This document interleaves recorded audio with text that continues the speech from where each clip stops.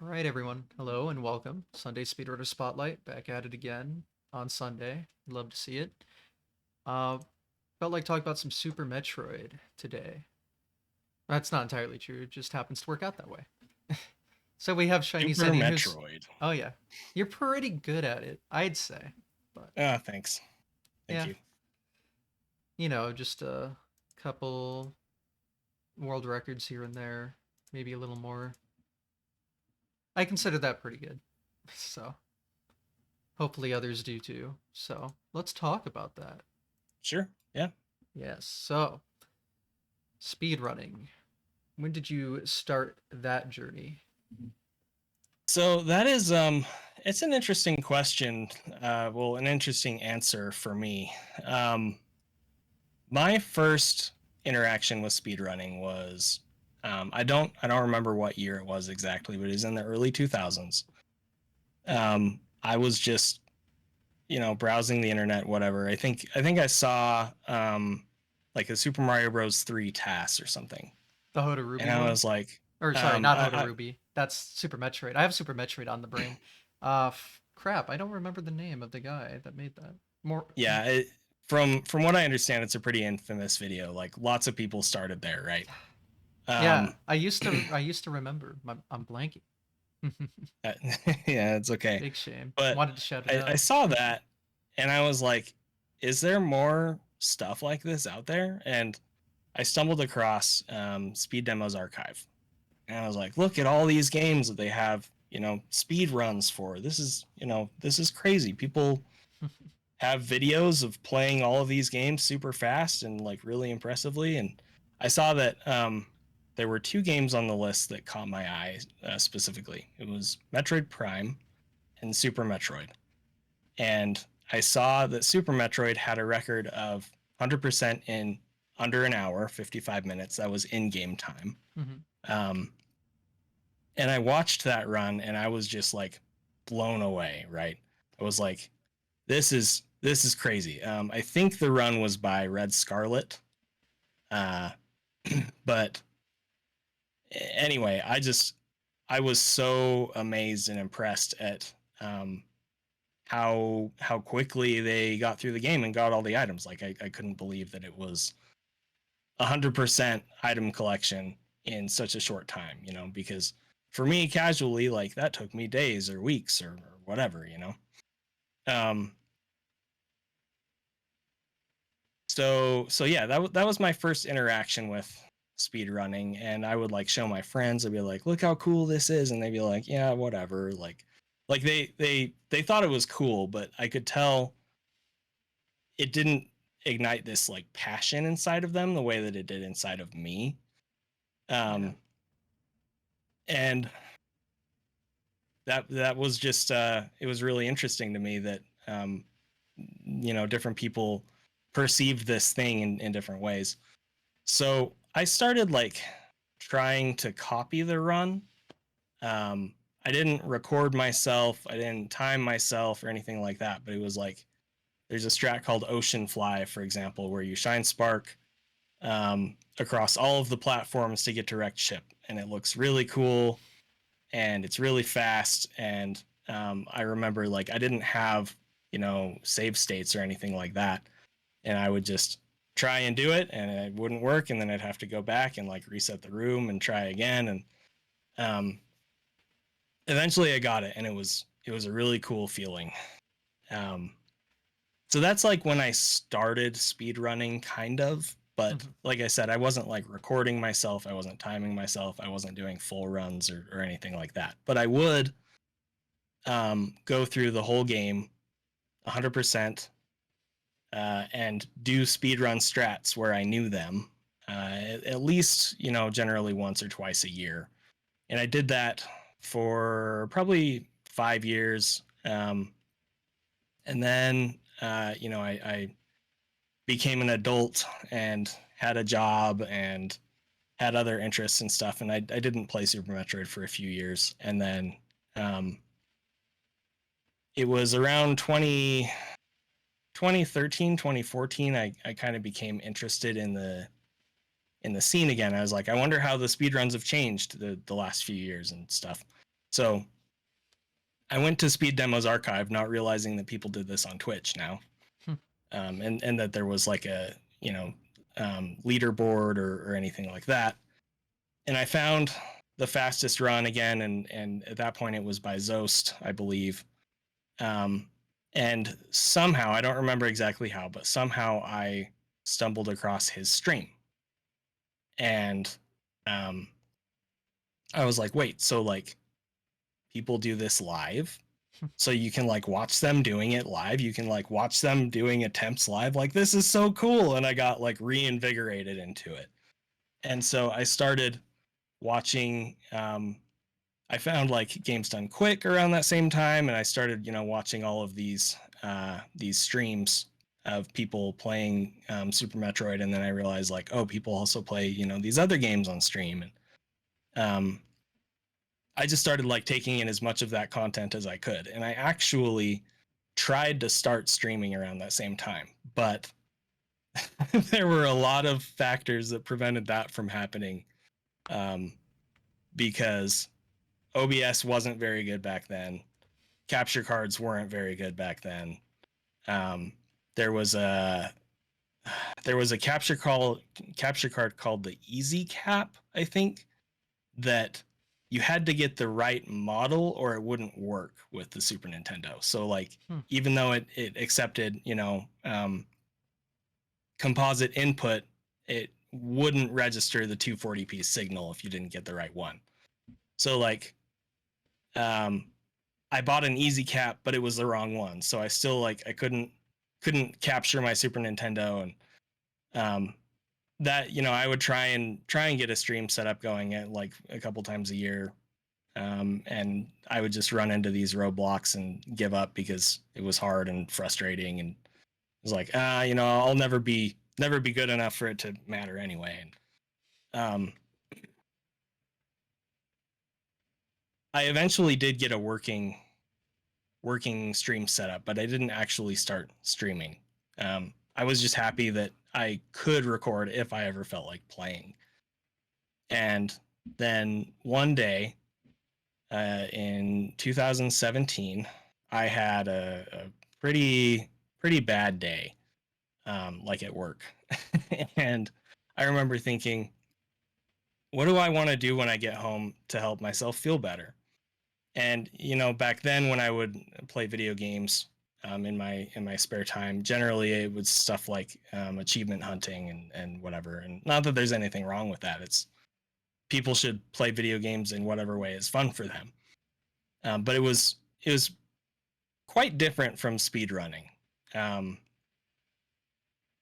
and I just thought to myself, I want to change it up, and I just want to play Super Metroid when I get home. So I got home and I started going through the 100% route, and I got to Mini Crade and I died at Mini Crade because if you run into Mini Crade, he does a ton of damage. And I didn't missile him in time. So I died, I died to Mini Crade, and I was like really embarrassed, and I was like, what a bad day. And I texted my friend and I was like, you won't believe what just happened. I died to Mini Crade playing Super Metroid. And he was like, no, you didn't. Like, you're making this up. And I was like, well, I could have been recording it, but I wasn't. But maybe I'll just start doing that now. So I did. The next day, I was like, I'm going to stream Super Metroid just because I feel like it. And so I did. And one of my other real life friends, who actually I'll give him a shout out here, Lethargic Waldo. Um, he came to my stream, and he watched me play through the whole game, and he was like, "That was really cool. Have you ever timed yourself doing that?" And I was like, "No, I'm not a real speedrunner." And he was like, "You should time yourself doing that."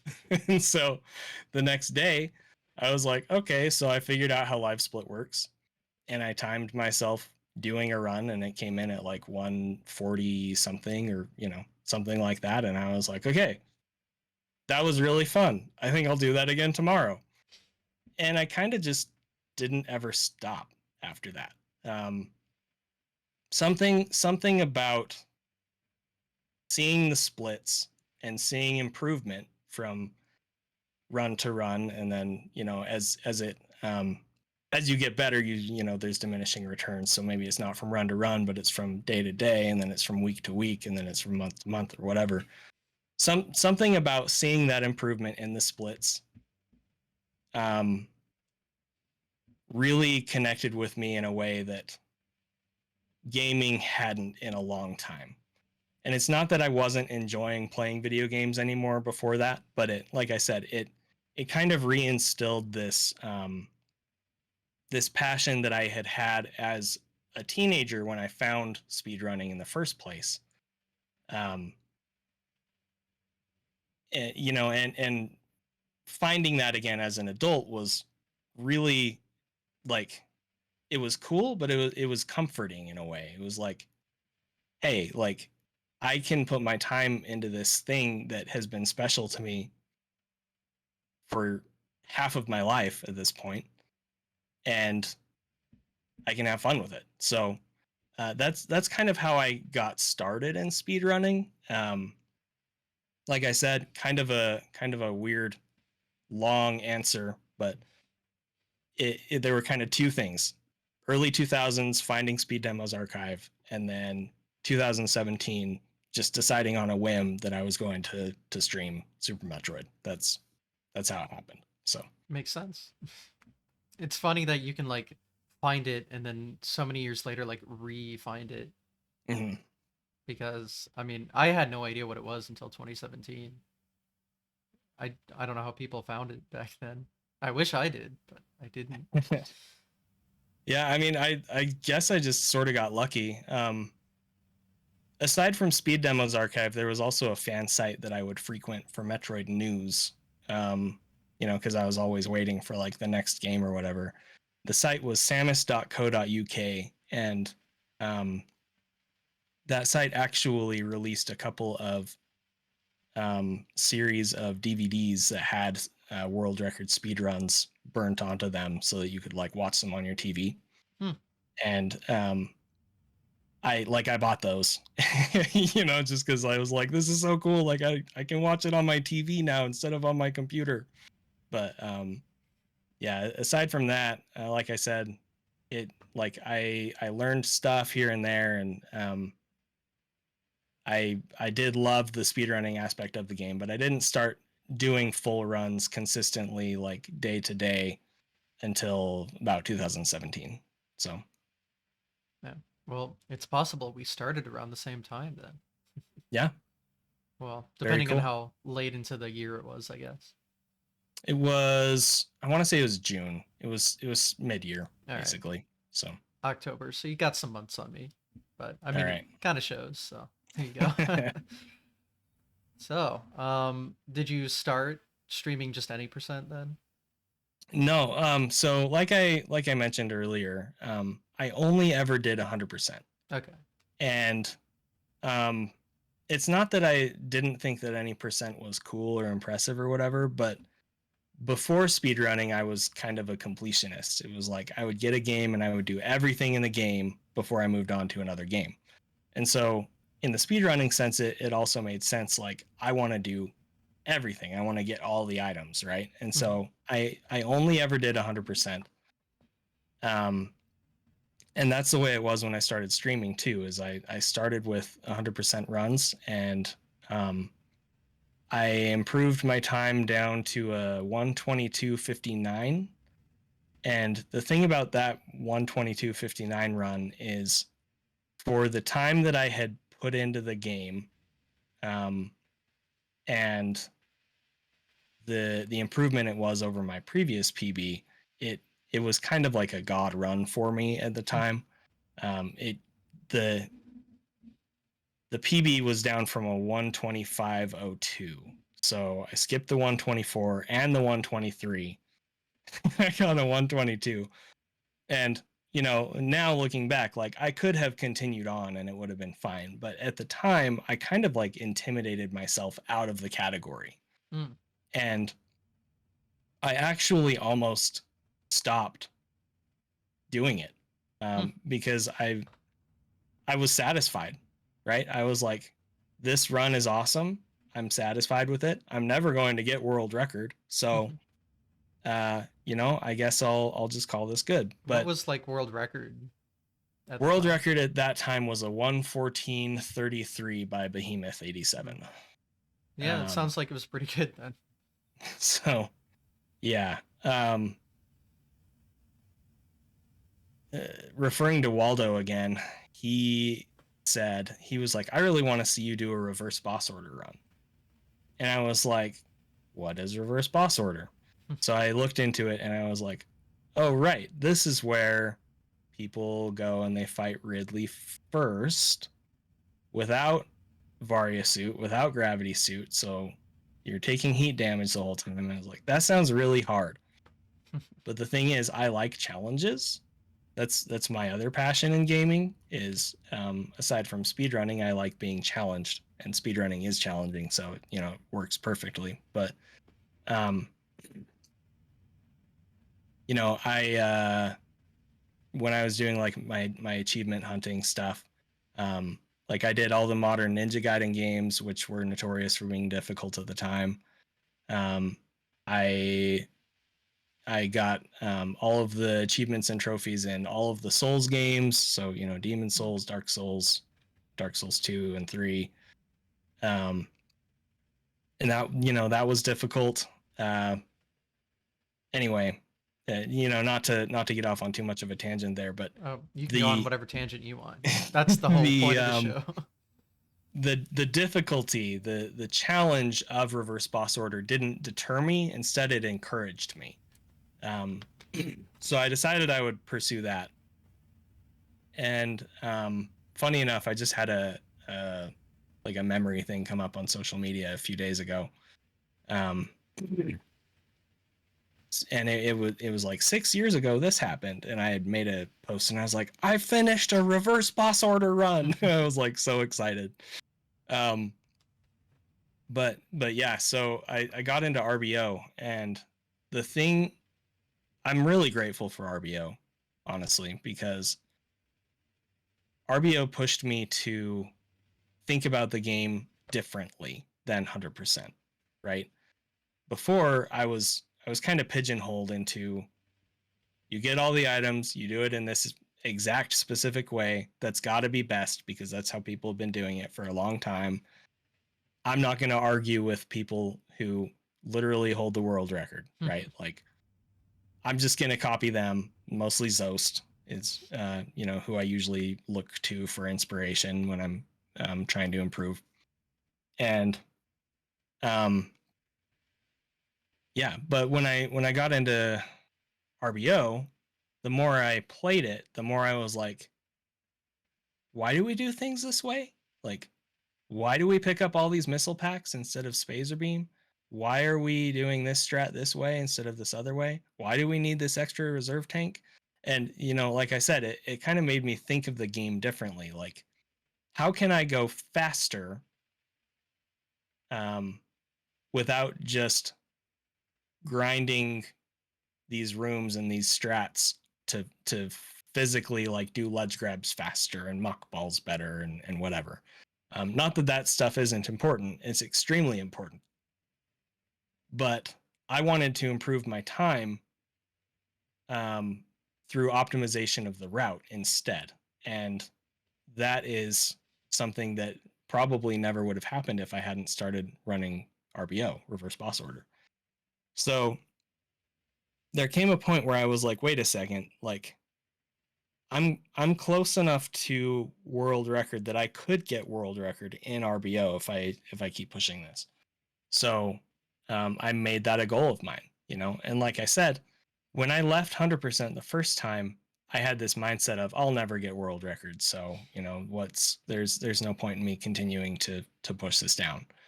But yeah, in RBO, the record seemed achievable to me. And so I pushed for it, and it was definitely difficult. But I did get it, and after that, I realized, wait, there's still more time to save, and I got it down. So world record when I started was, I want to say it was a 103:37 by Zost. something like that.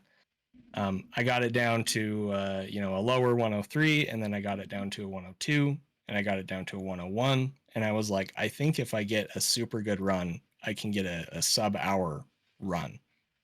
And so I made that my goal, to be the first person to get a sub-hour RBO run. And people thought that I was crazy. They The were like, classic, yeah. you can't do this. RBO isn't meant to be a speed run. It's meant to be a challenge run. Why are you trying to push it down to under an hour? That's crazy. And even even beyond like item pickup optimization, there were a couple of key things that helped push the run down even more. One of those things was Moondance, which exploits a mechanic called Moonfall, which is a glitch that allows you to uncap Samus's fall speed when you jump out of a moonwalk animation. Moondance was discovered by Tasser Snick, so credit to him for that. But basically, you do a series of moonfalls back and forth in these blocks that you get stuck in, and it buffers Samus's fall speed until it gets fast enough that you can actually clip down through a single tile by doing just one more moonfall. You can do that to get power bombs extremely early in the route, which allows you to do cleanup of a bunch of items earlier, and it cuts out like a minute worth of backtracking or something like that. So Moondance was discovered. I put it in the run, and some people were pretty upset about that. They felt like it was they felt like it looked stupid was the main thing, and it kind of does. It looks really funny when you're doing it. But people were unhappy that there was this weird janky looking thing in Super Metroid, and they argued that it shouldn't be allowed in the run. And I was like, look, if it's allowed, if it's not allowed, like, I'm not going to make a fuss. Like, yes, I set world record with this Moondance glitch, but if you decide it's not allowed in the run, that's okay. I'll just keep doing the run without it. Like, that's fine. But ultimately, it got timed out to be a little bit slower in 100%, and it's just completely not useful at all in like any percent or other categories. And RBO, reverse boss order, was kind of considered a little bit of a meme at that point. So people are like, well, if it's only good in RBO, then who cares? So yeah, I think that makes it cool. It's like exclusive, right? So I got left in, and that was one of the things that helped push the time down. And then the other thing was a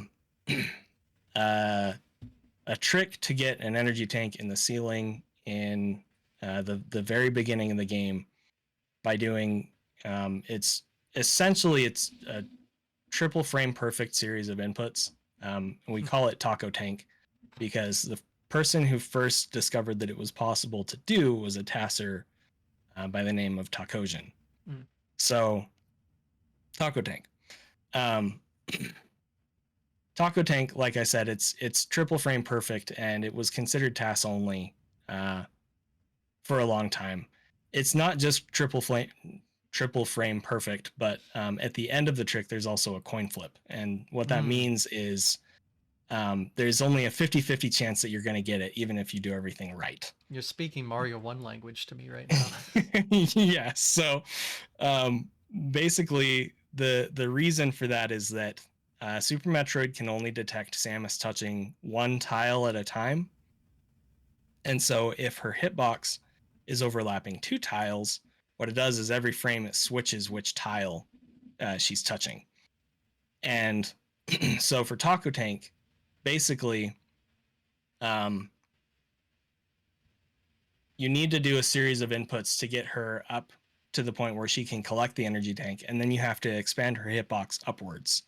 And if it's on the correct frame, it will collect the energy tank. But if it's on the incorrect frame, she'll bonk the ceiling next to the energy tank, and that pushes her down so she can no longer get it.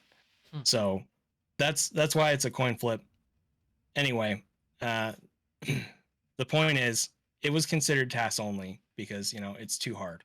It's too inconsistent. It's too this, it's too that. And I started doing it as kind of a meme. I was like, I like challenges, so I'm going to try and do this thing. And it took me a few days of getting home from work and just spending a couple hours, trying to get it and failing, and, trying to learn the first set of inputs, and then trying to learn the second set of inputs, and then trying to learn the third set of inputs. And I eventually got it, and I was like, man, this is never going to be in a speed run. But I tend to be kind of stubborn, and the other thing is, it was fun to do. And so, after I'd done it once, I was like, I wonder if I can do it again. And I eventually did it again. And I was like, I wonder if I can do it again and again and again. And then it got to the point where it wasn't taking me very long at all to do it. Like, sometimes I would get it in 1 minute. Sometimes I would get it in 30 seconds. Sometimes it'd take me a few minutes, but that's kind of the nature of speedrunning tricks in general, is like, you're not going to get it first try every time, right? Mm-hmm. And so I decided that I wanted to know how much time it would save. And that was a mistake, because when I timed it out, it seemed to save about 40 seconds, which is huge. Mm-hmm. And I was like, man, if I did a speed run, if I did a reverse boss order speed run with Taco Tank and I got it first try, that would be really extremely hype. Mm-hmm. And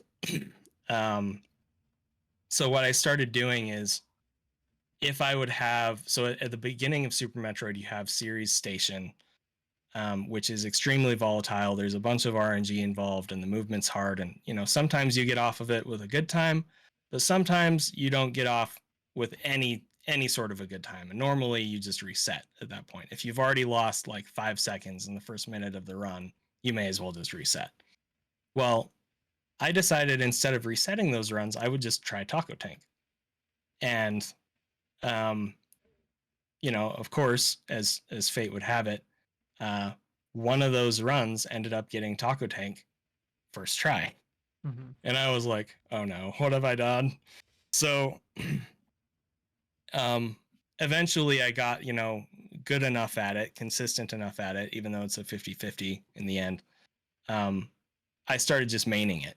I was like, you know what? I really want this to be in the world record. So, so I did. I mained it, and if I remember correctly, the first sub-hour run did not have it. I may be misremembering that, but basically, when I would stream, I would try it for a few runs, and then if it wasn't going well, then I would just do the other route that got it later instead. Because I didn't want to get overly frustrated myself, and I didn't want my viewers to feel like I was wasting their time with the first 3 minutes of the game for hours on end, right? So anyway, I eventually did incorporate it into the route for reverse boss order, and there were a couple people that were pretty frustrated by that as well, and that made me sad, because I don't like frustrating people, but I thought it was really cool, and so I put it in there, and that was really great. Anyway, I eventually did get sub-hour RBO. That was really really cool to me. I got it after just barely missing it. I got a 1 hour and 2 seconds run, and that run should have been a sub-hour run, but I just completely botched the end of the game, just like completely screwed it up. And that was hard. That was probably the first time that I've been that in speedrunning I was so close to a goal and just missed it by like a hair, Um, and that was a hard thing to experience, but I pushed through. I eventually got the sub-hour reverse boss order time, and um, people really wanted me to submit it to Games Done Quick. Mm. So I did that, which was extremely nerve-wracking for me because I am not a fan of traveling. I am an introvert, and um, I, as a kid, I had piano lessons, and the reason I quit piano lessons was because I hated recitals, right? So instead, now I'm going to play Super Metroid on stage in front of a bunch of people and in front of even more on stream. Mm-hmm. And that was extremely nerve wracking. I remember after submitting it, seeing that I was approved for the games list, I I was like, I can't believe they're putting me in this. And I was like, okay, well, I guess I'll just practice really hard and hopefully it goes well. And then they released the schedule, and that run was also the finale of the event. And I was like, Mm. I'm a first time GDQ runner running this extremely volatile category, and they're putting me at the end of the event. It was like No pressure. no pressure at all, right? No, No, I no. got like sick to my stomach. I was like, I can't do this, but yeah, I did, and we can talk more about that if you want. But that was an incredible experience. It was my, like I said, it was my first GDQ, and it was life changing in a lot of ways for sure. So Which one was it? AGDQ 2019. Oh, Um, Murder Hallway. You know, no, you know what I'm talking about. I don't actually. That was the one. The winter storm happened like towards the end. Yeah, They had that yeah, hallway that okay, connected the hotel to the venue, and it was like under construction, so it looked all sketchy. that's Everyone right, called it the that's Murder right. Hallway. Yeah, Yeah. so I was only there for a couple days. So we talked about this a little bit before we went live, but I got there and I basically just went straight to the practice room and I just practiced Yeah. like the whole time. I got there, I think Friday midday, and I just practiced all day Friday, and then I, went to sleep. And then I woke up and I practiced all day Saturday, and then I did the run. And honestly, that run went so well. It's really stupid how well that run went. Um, People were concerned that I was insisting on doing Taco Tank because it's a volatile trick. And I was like, look, I'm probably never going to do this again. So like That's fair. hopefully it's not a disaster, but even if it is, worst case scenario, I tried to do it for a minute or 2 minutes and it's just not working, and I'll just go through the route without it and then I'll get it later. Like that, Mm-hmm. that would suck, but I'm willing to take that risk.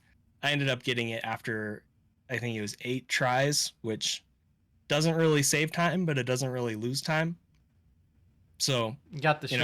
I That's all that matters. yeah, exactly. I got to showcase it at a GDQ, and that was a really cool moment for me too. So, but beyond that, there were just a couple things in the run that I wanted to go well, and everything that I was like really concerned about going well went really well. So like I didn't die to Ridley. Um, I came up with a strat to use a Shine Spark after carrying it via a glitch all the way from Lower Norfair, clear up through Meridia. Um, I ended up doing that effectively. That's not the word, but successfully. Um, anyway, the run went super, super well. It wasn't even close to PB. It was like a 106, and PB at that point was a 58 something. But That for a sounds pretty good. marathon run, for a marathon run, and I did die a couple times in the run. It was phenomenal. Like how smoothly it went was just absolutely crazy. So Do you remember your it estimate you set for it? the estimate was a 120, Oh, well and then easy. the reason for that is, like I said, you die to Ridley, that's another like 2 minutes. You got to go back, try again. You die again, that's another 2 minutes. Like Hmm. it was just a very volatile run, and so I wanted to make sure we had plenty of room for all of the various things that could just go be a complete disaster. Um, but somehow none of the disasters happened. The worst thing that happened is I died to Mother Brain, and while I wish I hadn't died to Mother Brain, like if that's the worst thing that happened and it was in a completely understandable way, then whatever, like the rest of the run, everything that I was worried about going well went well. So um what's really funny is that was my first like big event marathon run, right? And I didn't realize just how well it went until I had done more marathon runs and seen, oh, this is usually how a marathon run goes. Oh, usually you're nervous out of your mind. I was like super nervous for my RBO run, but as soon as I got on stage and made a couple mistakes, all the nerves went away completely. And I figured that was a normal thing. Turns out it's not. Usually for me, if I'm doing a marathon run, the nerves don't really go away, and if I make a couple mistakes, they just get worse. So anyway, um yeah, I feel like I've been talking a lot. So I mean, that's the where point. do you want So, to where do you want to go from here? Like, what else do you want to talk about?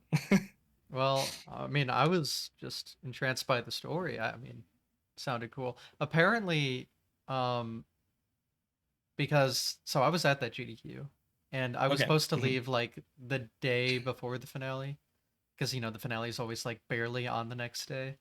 Right. But I missed my flight because of the snowstorm, so I ended up staying that extra day. So I apparently saw that finale. I was there. Cool. Very cool. I'll have to like rewatch it to remember it because it's been so It many was a long years time now. ago. Yeah, Yeah. Yep. but yeah, I like want to watch it back now because Yeah, I I had to think have been in that room. if I recall, I think Sumwest so Sumwest and I have talked quite a bit over the years. I consider him a friend. I want to say he first found out about me and my stream because of that run. I may be misremembering that, but Well, he was um, there. that was a big that was a big event for my my streaming presence for sure.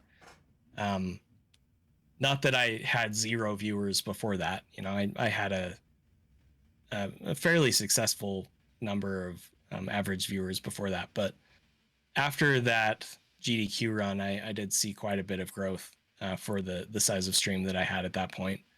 Um, and I did connect with quite a few people who I still talk to this day. Like I said, I think Sumwest found out about me through that run. Shortly after that, I had already been talking to Zost, but we kind of connected on more of a friendship level. And I remember like the first time he raided me was after that. After that run, I was just streaming like a week later or something, and he raided me, and I was like, "Oh my gosh!" Funny story about that actually. So in Super Metroid, there's a few top runners that are very well known. There's Hmm. Oats and Goats, and there's Zost, and there's Behemoth, and there's me, and then aside from that, you have other people that have held world records or hold world records. There's people like Ruya. There's I'm spacing it right now, but anyway, the point is, my favorite streamer still to this day is Zost, and he raided me. I remember saying, "Oh my gosh, did I just get an Oats raid?" Like I knew it was Zost, and I was like so happy that it was Zost, but my brain and my mouth said oats, and I was like, oh my gosh, I'm such an idiot. Like, I can't I believe I thought just that said was that. just a joke. That's funny. Yeah, no, it was a legit mistake that that I made at that point. And we've laughed about it since then, but yeah, it's pretty funny. I'm also good friends with Oates at this point, and Behemoth, who I raced in grand finals for the Speed Gaming Live 2023 100% tournament yesterday. Those were some hype races for sure. So just gotta plug that in there. I was an organizer of the tournament, and it went super well. So if you only watch one one Super Metroid race or one set of Super Metroid races ever, honestly, from what I've heard and the couple that I've watched, those races were extremely hype. So uh, definitely check those out. Did you win? No, Oh. no. Hey, finals are good enough. Yeah, it was grand finals. Behemoth was in the winners bracket, and I was coming from the losers bracket. So he had the advantage. He needed to win 2 games in the best of 3, and I would have lost. Or he needed to win the sudden death round to win the tournament. I won the best of 3. He won the sudden death. It was 4 races total, back to back. We were exhausted by the Wow, end, yeah, for that's sure. So, yeah, but it's about as close as you can get. Sounds pretty hype. It was honestly. very hype. Very close races. Lots of lead changes in at least the first 3. I'm not sure about the last one. That's the one that I lost. But yeah, definitely worth checking out. So. Well, cool. Yeah, I actually don't know much about Super Metroid speedrunning. So, That's okay. yeah, I'm using this to learn about all the cool things. Like Well, what do you want to learn? I've obviously watched plenty of it, but it's still not a game I played casually. And there's so many Okay. games I haven't. So, I mean, it's not alone, but I promise so many people I play it someday, so I have to, but you know, I don't know, the run's really cool. I know like you have to shake Samus's arm, and every time you do it's like 1 pixel further, right? Yeah, so that's called arm pumping. Basically, every time Samus goes through a pose change, is what it's called, the game pushes her forward 1 pixel. So that's when she does an angle up, an angle down, or when she shoots out of a standard, we'll call it a standard animation. When she shoots, she pushes her arm cannon forward, and that also counts as an arm pump.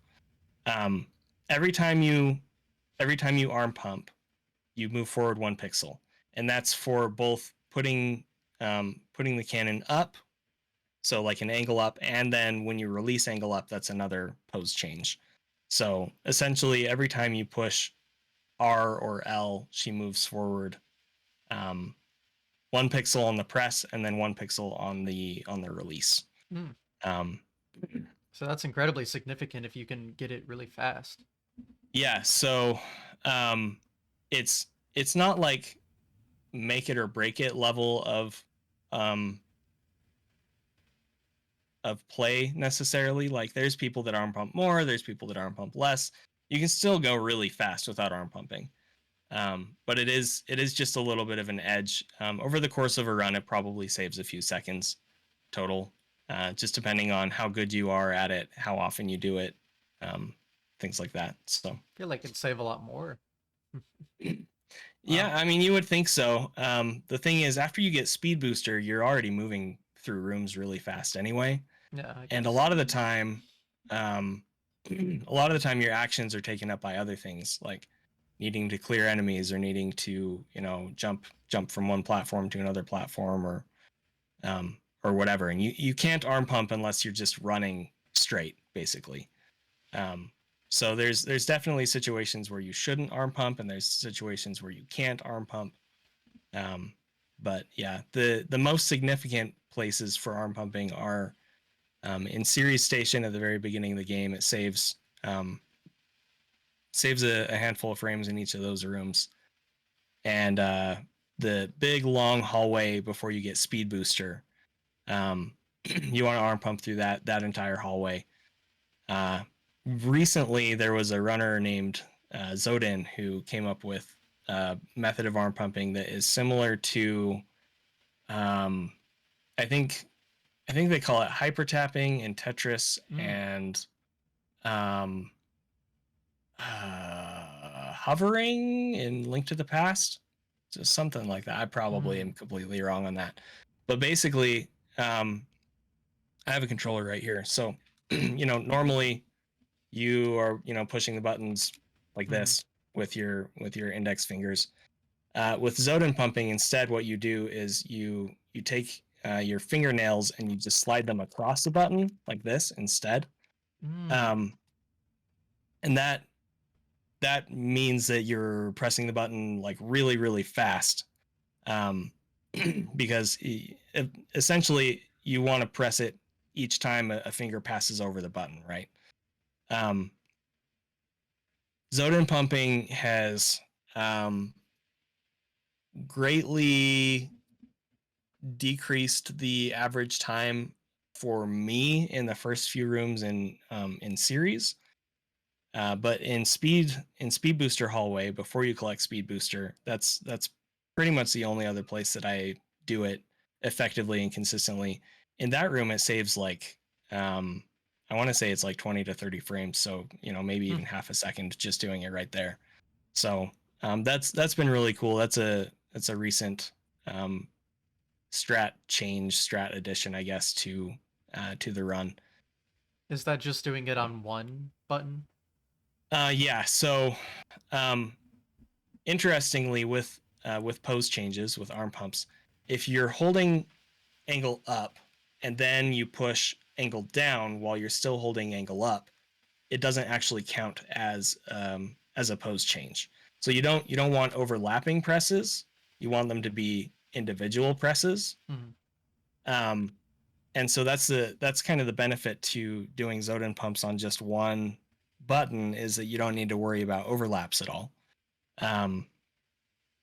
The downside is that obviously you're using your entire right hand to do the ZENI pumps, and so your left hand is busy holding the D-pad to continue Samus running in a direction.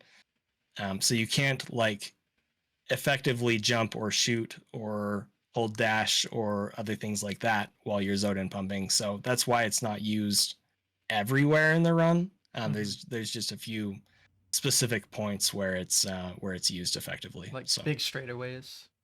big straightaways. So something that's kind of unique about Super Metroid is you don't need to hold dash to maintain top speed as long as you don't release forward.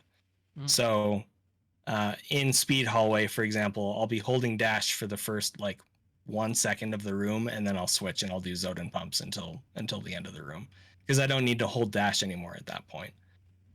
But in rooms where in rooms where you don't already have full run speed, or it's not a big long straightaway or whatever, either you need to switch your grip to do the ZENI pumps into a really, really weird grip that isn't very effective for complex movement, or like I said, you just you have to wait until you have top run speed in the room. And a lot of the time, by the time you get to top run speed in a room, the room is like half over, and then usually you need to shoot something or jump or whatever, and so it just it doesn't make sense to dedicate your right hand to just that. So Well, that's very interesting. Yeah, I've seen like Tetris players do something like that. Although now they like hold a button and then tap the bottom of it so it like bounces the controller into their finger, and that's what causes it. yeah. I don't know if you could like, not with the way the buttons are laid out, I guess, for like the shoulder buttons probably wouldn't be as effective for something like that, just because it's so large. But I wonder.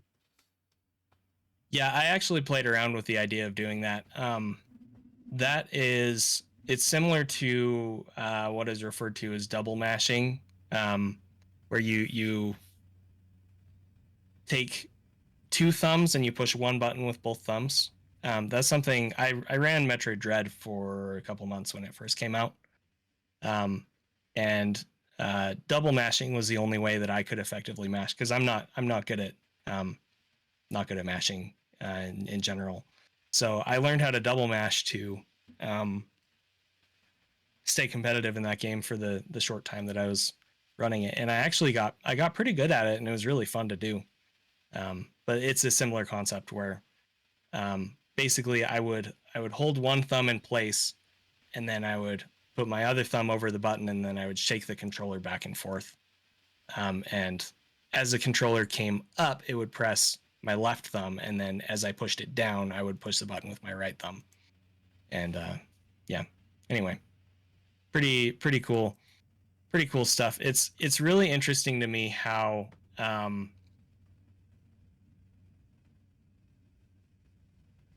players have found ways to manipulate controllers in pretty unorthodox ways, just in the name of going faster in speedrunning, you know? Mm-hmm. It's when when I think about the way that I used to interact with controllers before speedrunning, it's completely different than the way that I do now.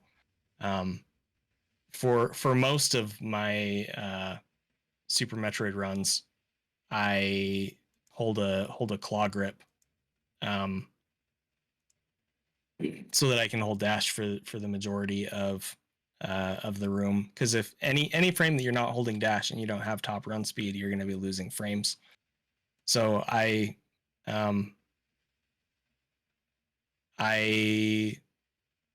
get around that by holding dash with my index finger instead. Mm-hmm. Looks like you're having some stream Yeah, trouble. it's weird because so the thing my internet would usually do, I have a new router now, is I'd like get my laptop would get cut off from the signal. So like Discord would go out too, but like on the recording right now everything's fine. Hmm. So this is weird. I've never had this issue before cuz it's not an internet thing, cuz otherwise Discord would be going out. Well, So, you are kind of cutting out a little bit in Discord. oh, am I? Well, your Mm-hmm. signal's fine for me, so Okay. it's weird that Yeah, it's only like one way. I don't know. This is I've never seen this before. This is really weird. yeah, I can still hear you, obviously, Yeah. or I wouldn't be able to talk back to you. But it's kind of like I'm having to piece your words together. Oh, It's weird. like, yeah, cutting out in kind of a weird way. So Fascinating. it's okay Yeah. though. We'll figure it out. It just again, it's weird because your signal is perfect. Like I can hear, I can see everything clearly. So you'd think, let me give this a restart. Maybe that'll work. I'm going to restart my connection and see if that Okay. helps. Your voice is clear now. So I don't know. This is a new one. Like I so frequently have issues. But this is like new territory. welcome back. All right. What is streaming without technical difficulties, right? I've never had a stream without technical issues, so I have no fucking clue. Okay. All I did was hit my Wi-Fi button twice. So it disconnected me and reconnected me immediately. If that Yeah, fixes everything, looks like we're fantastic. back. I don't understand why that would fix it or what the problem was initially at all, but apparently it's fine now. So, continuing on. So Yeah, what do you so want to talk weird. about next? So weird. So, yeah, we were just talking about Super Metroid like tech and strats. So arm pumping is very interesting, but Hmm. yeah, just honestly just tell me all the cool things that you'd see in a run. Like I heard like the RBO kind of unique stuff there, but like just Yeah. anything that's used in like that's useful in all categories.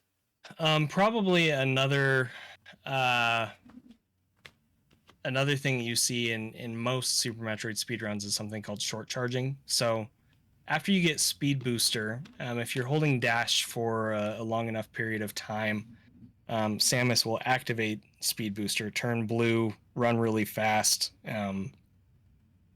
can break through certain types of walls, kill enemies by running through them, etc. Short charging is basically taking advantage of the way that the game checks whether Samus should be activating Speed Booster or not, to do it in a shorter distance. So as Samus is running, she has a running animation where her arms are going like back and forth, and obviously her legs are in a running animation. There's a single frame in the running animation where the game checks to see if dash is being held. And if it is being held, then it increments a counter. Once that counter reaches 4, that's when Samus turns blue and activates the speed booster. So the way that short charging works is you you run Samus forward just by holding forward on the D-pad, and then you press dash only on the frame or only on a handful of frames around the magic frame, we'll call it, so that dash is only being held on that small window, so that she doesn't gain speed on all of the other frames by holding dash. And like I said, what that does is it activates speed booster in a shorter distance. Short charging is really useful because it can manipulate when you're activating speed booster to break blocks in a certain way, or it can be used to activate speed booster in shorter spaces that normally you wouldn't be able to. Various things like that. So short charging, that's a main mechanic for sure that is used in Super Metroid speedruns. There's also the kind of more basic stuff like wall jumping. You'll see wall jumps in every Super Metroid speedrun pretty much. The thing about wall jumps in Super Metroid is they're quite a bit different than wall jumps that you would find in other games from the same time period that had wall jumping, and other modern games, including Metroid games. Generally, with a wall jump, you just jump at a wall and then you press jump again at the wall, and you'll jump off of the wall. In Super Metroid, the way that it works is you need to be in a spin jump pose at the wall, and then you need to press away from the wall, and then you press jump instead Huh. of just pressing jump again at the wall at any time. So it's like So complicated. it is pretty. It's definitely more complicated than wall jumps in most games, but that's part of what makes it so fun to get good at. Is it's not this just free movement. Like it's something you have to practice at, and there's a lot of room for optimization because of it. So how many frames you're releasing jump before you repress it is important, because when jump is released, Samus starts to fall. Obviously, if you're trying to wall jump up a wall, you don't want to fall down the wall. Mm-hmm. There's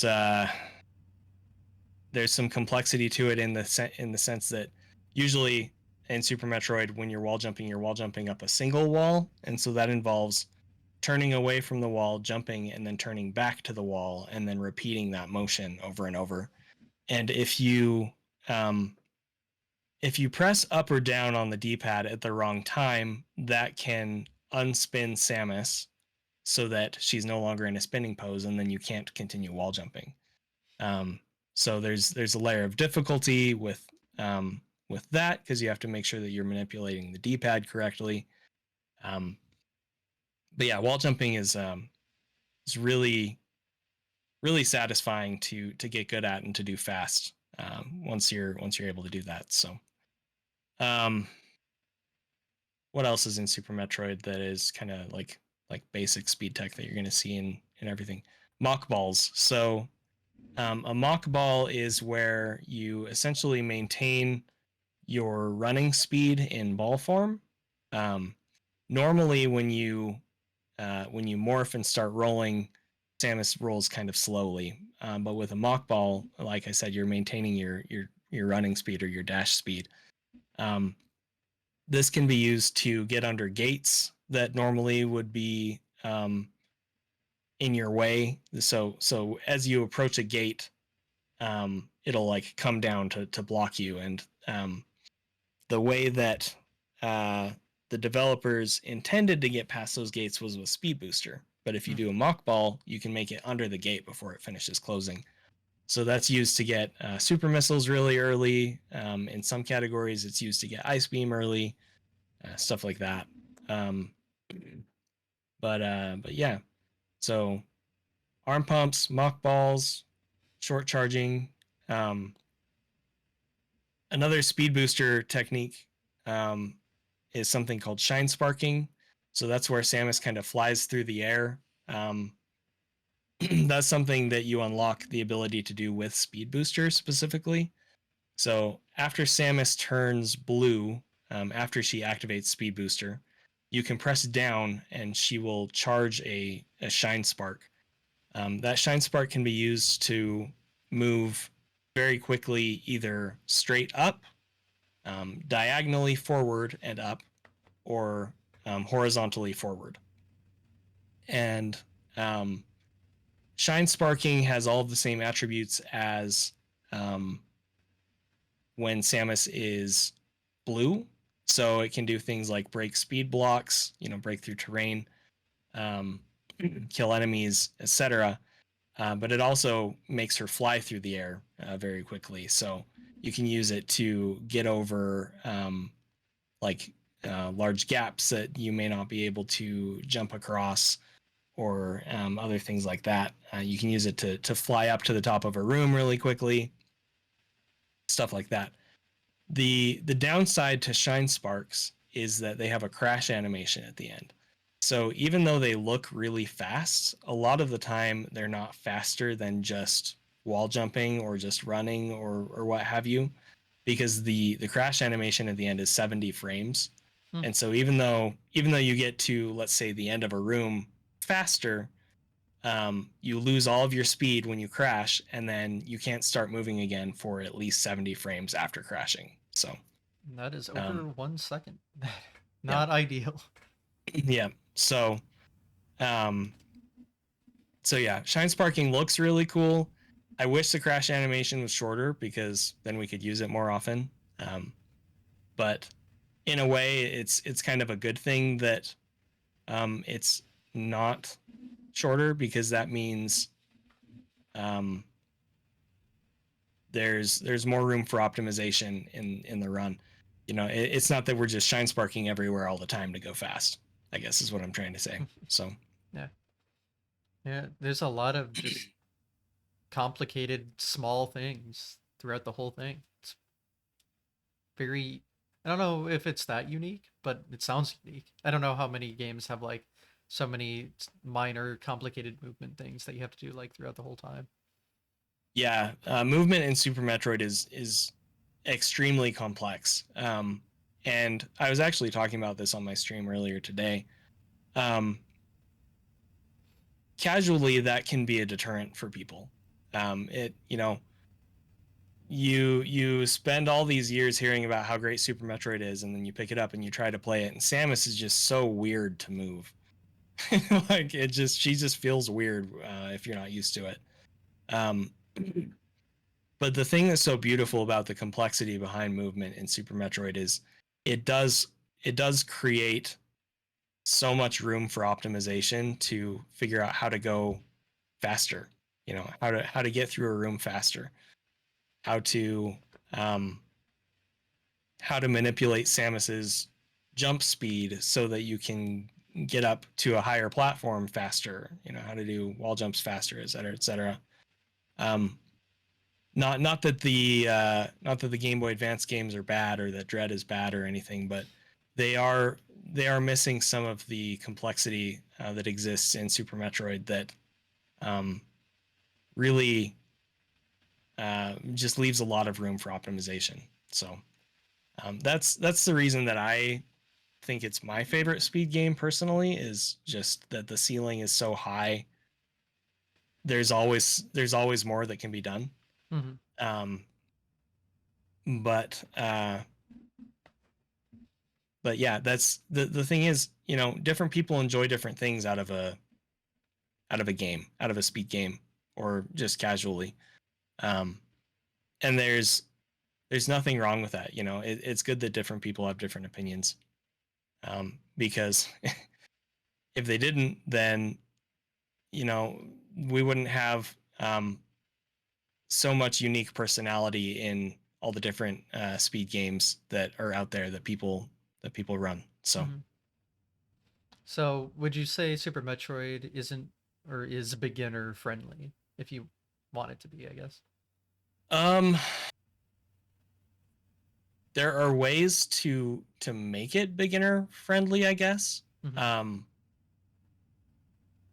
but in terms of like accessibility as a speed game compared to other speed games, like if you're just now getting into speed running and you're wondering what game you should start with, I'm not going to say that Super Metroid isn't a good option, because it can be Mm-hmm. if you love the game. But um, if you're not already sold on Super Metroid as a game, there might be another game that would be better for you. Mm-hmm. Uh, whether that's a Mario game, or um, a Mega Man game, or there's I mean, obviously there's thousands of games out there that you can speed run. Mm-hmm. So Hundreds of thousands, even. yeah.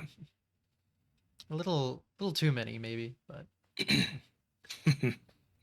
yeah, Well, yeah, I mean, it's good to have a diversity of choice, right? So of course. Yeah. I mean, I'm glad the list is as big as it is. How many games have leaderboards on there? hmm Which is cool. So, definitely. um, so we talked about you like starting with Hundo and then doing RBO until GDQ. Did you do any hmm other categories in between that time? Um, let's see. So I did run a little bit of any percent. I'm trying to remember. I want to say I did my first any percent runs after my first RBO runs, but before I ever got world record in RBO. Mm, Because I was just trying to figure out if I was going to keep playing Super Metroid all the time. I was trying to figure out what I wanted to do with that. Um, so I did a little bit of any percent, and then I went back to RBO, and then I ran it at GDQ. And then I want to say after GDQ, I did any percent for a few months, and I got it down to a 43, I want to say, like a 43.58 or something like that. was Um, record like low 41 back then? record was a 41.56 Oh, at that high time. 41. All right. Um, and after I did any percent for a little while, I'm kind of blanking on what I did next. I know there was an RBO tournament, but I think that was later. Um, I did any percent for a while, and then I don't remember. I don't remember That's what I did fair. for a little while. And then I decided I wanted a 42 in any percent. So I went back to any percent and I got a 42. Um, and then uh, there was I was starting to feel interested in picking Hundo up again. Um, but there was an RBO tournament. Hmm. Um, so I participated in the RBO tournament, and the thing about that is, instead of doing the world record route, I did what's called double Norfair. And essentially, it's a slower route that grabs an extra super pack that makes the most volatile parts of the run much easier. So Mhm. like the Ridley fight is much easier, for example. Um, I got the double Norfair run down to a 102.30, so faster than what the world record had been when I first started RBO. So that was pretty cool. Um, and I won. I'm pretty sure I won that tournament. Um, and then after that tournament, I decided that I wanted to push 100% again, and I wanted to push it hard. I didn't know um, how hard exactly, but I knew my first goal was to beat um, what was at that point Zost's PB, which had been a former world record, and it was the world record when I had come back to uh, come back to Super Metroid after not really playing it for a few years. Um, so in like 2013, 2014, um, I want to say Zos PB was set in 2015. It was a 1:15:20, and I decided that I wanted to beat that run. So my PB at that point was a 1:22:59, and I knew that I was capable of a like a 119 or a 118, but I wasn't sure how difficult it was going to be pushing it down further from there. Um, so I picked 100% back up. This was late. I want to say it's late 2019, and I dedicated all of my time in Super Metroid to improving my 100% run. Um, I did that for the rest of 2019 and all of 2020. Um, also in 2020, I believe because 2020 is when COVID happened. Mhm. So I ran Super Metroid 100% at the COVID relief um, event that GDQ did. That that was the first marathon run that I did that just was horrible. Mhm. Um, Looking back, it probably wasn't as bad as it feels like it was, but like there were some really bad things that happened in that run. Um, and another thing that's interesting about my memories of that run is um, people in chat were not nice. Mm. Uh, that's something that I wasn't really expecting. Like, okay, so people on the internet are rude. Like that's just Yes, how it is. of course. Um, but I wasn't like because of my time in the speedrunning community at large and the fact that most of the people that I'd interacted with were extremely kind and like just really positive and everything. I wasn't really expecting I wasn't expecting praise by any means, but I wasn't expecting people to be super negative either. And I like I don't know if I just hadn't really paid attention to GDQ chat in the past or if it was like particularly negative because of like COVID stuff that was going on or whatever, but like people were mean Mm. in chat on that run. And like I wasn't watching chat while I was doing the run. It was, I watched it back after the fact, but um Mhm. yeah, like I don't have really very good associations with that run just because it didn't go well. And um the chat that I did see when I watched it back was just rude, and I was like, man, like this Mm. sucks. Yeah, But that's not great. I got over it. It's okay. Yeah. I think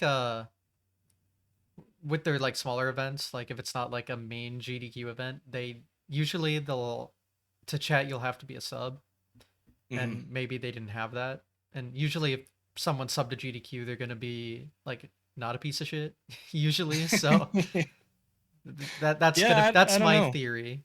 So It I makes wouldn't worry sense. too much about Sound, that for sure. but yeah, I don't know. Um, like I said, like uh, over the years, I've tried to let more stuff roll off my back. Um, It's hard. So it I is get it. hard, but I can talk about this a little bit. So I really struggle with mental health. Mm-hmm. I see a psychiatrist monthly, pretty much. I've been through different phases of medication and whatever. Um, I don't want to overshare or anything like that, but um, mental health is so hugely important in speedrunning, um, because it's so much harder. I guess really I only have like a ton of experience with Super Metroid, but I'm guessing it's this way in other games too. It's so much harder to focus on the run and perform the actions that you need to perform when you are not in a good mental state. Like if I'm feeling good mentally, the game just becomes way easier to play. And not only does it become easier to play, but I enjoy myself more doing it too. Um, and that's one of the things that has really driven me to want to get in a better mental state. I struggled with mental health alone and in silence for the most part for years and years and years. Um, the first time that I ever went to somebody to try and get help for depression and anxiety and stuff was actually my second child was born. I have 3 kids. Hmm. Um, my second child was born, and I I could not bear to hear her cry. It wasn't that way with our first. It was fine, He would cry, and I'd be like, oh, whatever. Like, he's crying, he's a baby, it's fine. But with our second, when she would cry, my anxiety would just shoot way up. So I went and I talked to my doctor, and I was like, I need some help with this. And that was around the same time that I started speedrunning as well. Actually, it was in 2017, and or streaming, I should say. Um, but um, I got medicated, and that helped for a while, and then it kind of wasn't helping anymore. So we tried different medication, and that helped for a while, and then it wasn't really helping anymore. And at that point, that's when he referred me to a psychiatrist. Mm-hmm. Um, so I got in touch with a psychiatrist, and I'm still seeing her, you know, like I said, about once a month. It's been 5 years now, I guess. Um, and like I said, we've been through different phases of medication and stuff, and sometimes things will help more, and sometimes they don't. And um, anyway, it's been quite a journey. Um, it's been quite a journey for me to figure out not just how to um, cope when I'm having a bad mental health day, but uh, realizing kind of what I actually want out of my mental health. Mm-hmm. Because like I said, for a long time I was just kind of suffering in silence, um, and I realized at some point, like, I don't want to I don't want to just be not miserable. Like, I want to actually have good days where I feel like I did before all this stuff started happening in my teenage years. So Mm-hmm. um, that being said, 2020 was a really, really difficult time for me. And so I think that's part of why when I saw the way that chat was acting when I did that CRDQ run, I think that's part of why I just have, negative associations with it, because like mentally I wasn't in a place where I could just let it roll off my back. And I had to sort of figure out how to let go of it. And that took a little while. But that being said, I submitted for SGDQ that year, and um, they accepted the 100% run again for SGDQ. So I ran that. I ran 100% again at SGDQ 2020, and that was online. It was virtual, um, and that run went much better. So, I was happy about that. Um, and like I said, I continued running 100% all the way through 2020. And then near the end of 2020, I realized that I was within striking distance for world record. Um, and that was pretty surreal to me because I didn't think that I would ever be at a place where I would be able to get the 100% world record. I alluded to that earlier in our conversation. Um, so I started pushing for that. At that point, the world record was a 113.26 by Behemoth 87. So he had pushed it down from the 114.33 that it had been a couple years prior, and um, I got a run. I got a run that was a 113.28. So it Hmm. was just shy of world record, but it had a lot of room um, for time save in it. And I was like, okay, like I can do this. And I started really pushing for it. And um, New Year's Day 2021, I had this crazy run. Uh, I should watch it again sometime because honestly, it just went super well. It was pretty inspirational for um, the level that I was at that point. And it came in with a 113.04 Hmm. down from a 113.28. So and like I said, the previous record had been a 113.26. So it beat the 100% world record by over 20 seconds somehow, Hmm. which was just crazy to me. But here's the thing. There were a couple parts in that run that some pretty bad things happened.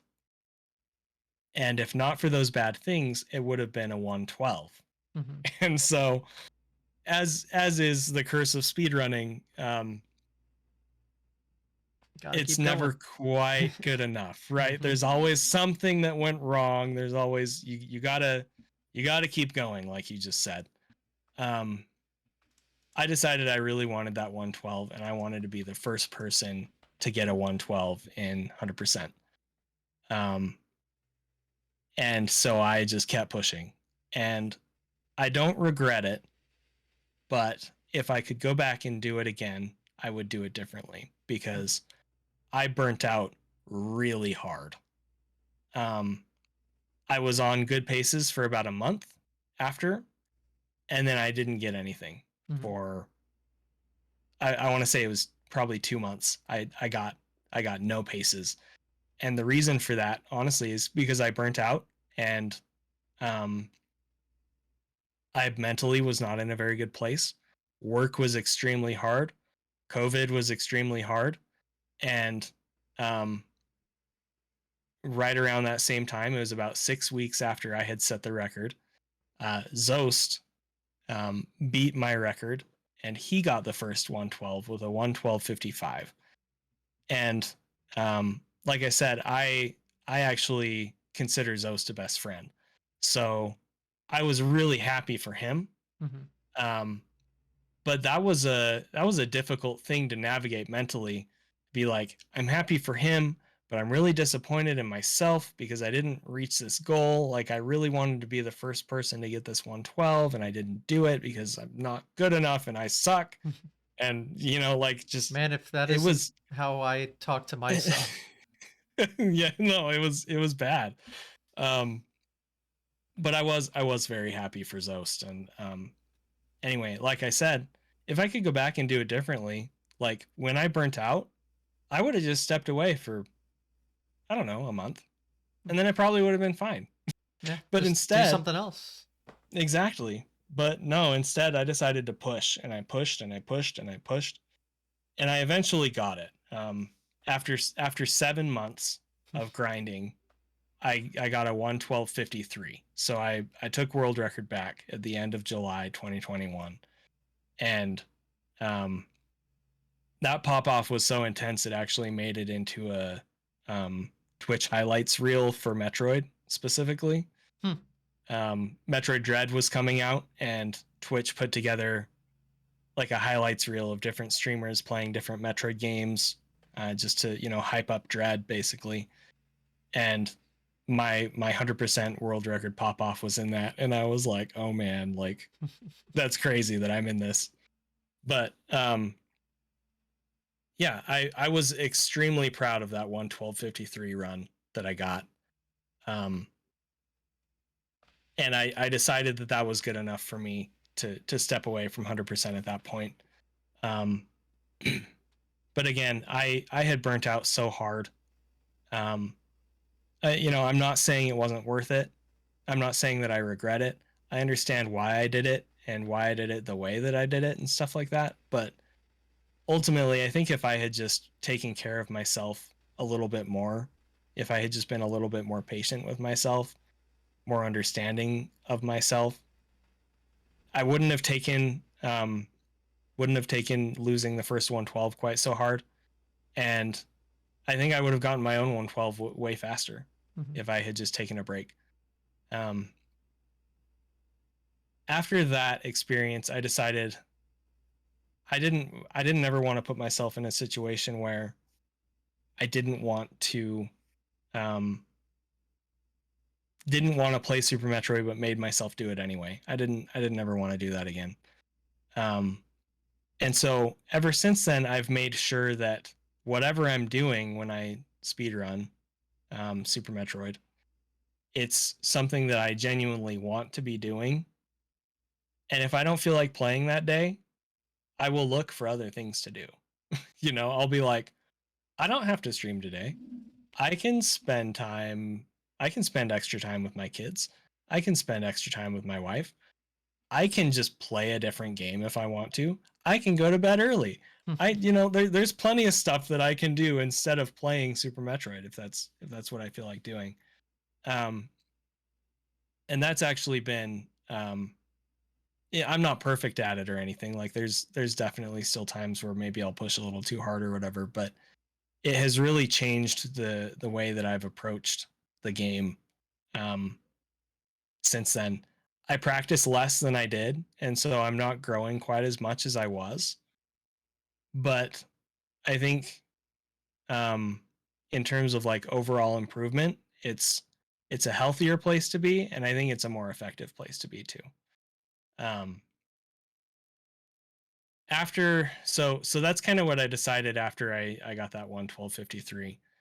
Um, right before I had gotten that 1:12:53, Zost had um, decided that he wanted to have world record in all of the full length major categories. I think is the way that he put it. Anyway, um, it was any percent, 100%, low percent, and reverse boss order. Mm. I think there's another category called GT Classic, and I think he had the world record in that recently, but I think it had already been broken by Ruya Rin at that point. Um, but anyway, he had just like a couple days prior to me getting the 100% record back, he had just beaten my RBO time. Mm. Um, and so he took my RBO time, and then a couple days later, I took 100%, and I decided I was done with 100% for that time. And it had been a while. It had been a couple years since I'd played RBO, and Zost was playing RBO, and I love Zost because he's like one of my best friends. And one of my favorite things to do in speedrunning is to run the same game or the same category as my friends are. Um, so I decided to go back to RBO, and Zost and I traded records in RBO for a couple months. That was really fun. And then Dread came out, so I played Dread for a couple months, and that was really fun.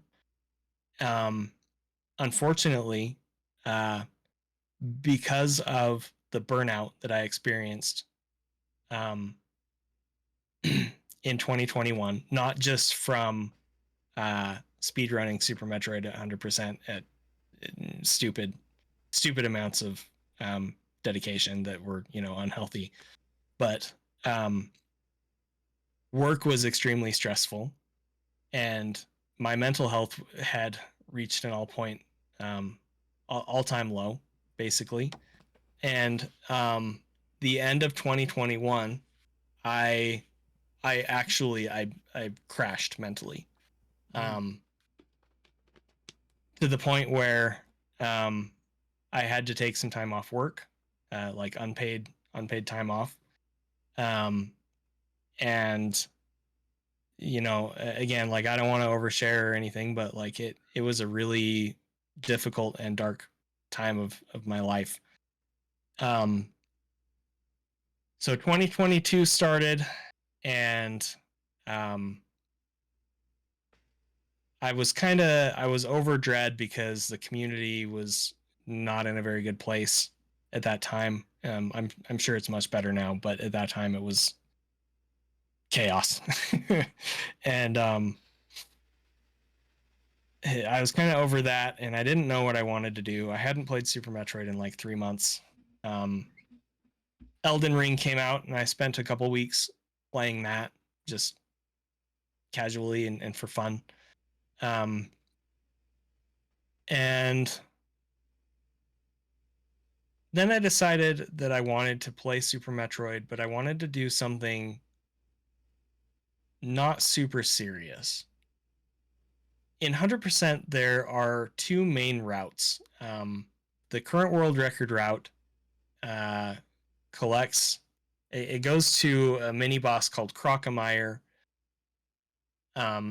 Pretty much at the end of the game, at late game, and it collects Grapple Beam.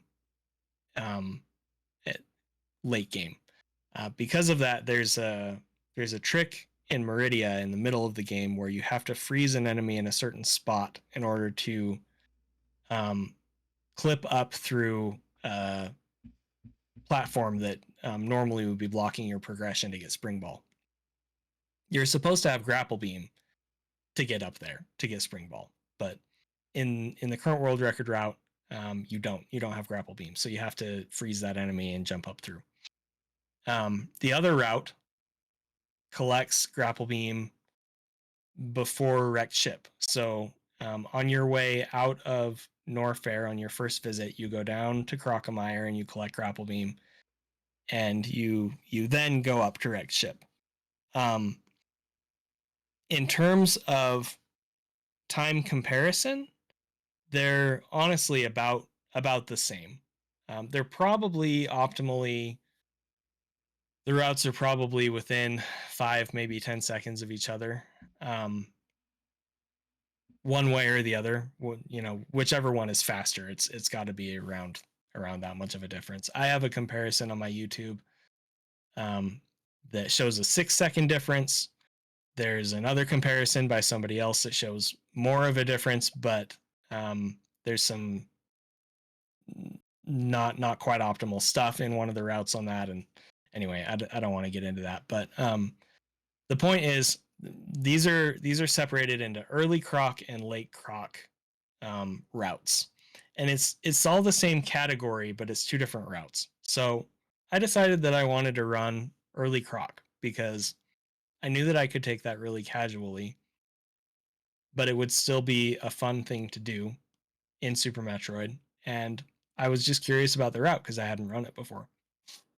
Um, so I ran early croc for a while, for like a month or two, and I got the world record in that route. So not the actual world record, but I got a 113.58 with the animals saved, or like something like that. Like, I was trying to take it like as casually and carefree as possible, because like I said, I had been in such a bad mental place. Like, I didn't want to do anything that would basically trigger me again, right? Mm. So I was just trying to have as much of a laid back approach and casual and fun and enjoyment and whatever as much as I could. Um, After I got that early croc run, I could tell that my community really wanted me to go back to the main 100%, like the world record route. Mm-hmm. And I was hesitant to do that, just because of the burnout that I had experienced, and it hadn't even been a year since I stepped away, and I was like, I don't know, and I was thinking about it, and I was like, you know what, I'll give it a try, and if it's not working, it's not working, and I'll step away from it again.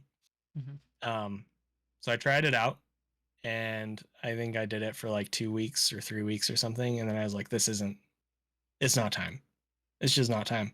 So then I took another little break from Super Metroid. I don't remember what I did instead exactly, but uh, when I came back, I decided again that I wanted to do something more casual. I didn't want the pressure of going for a world record, right?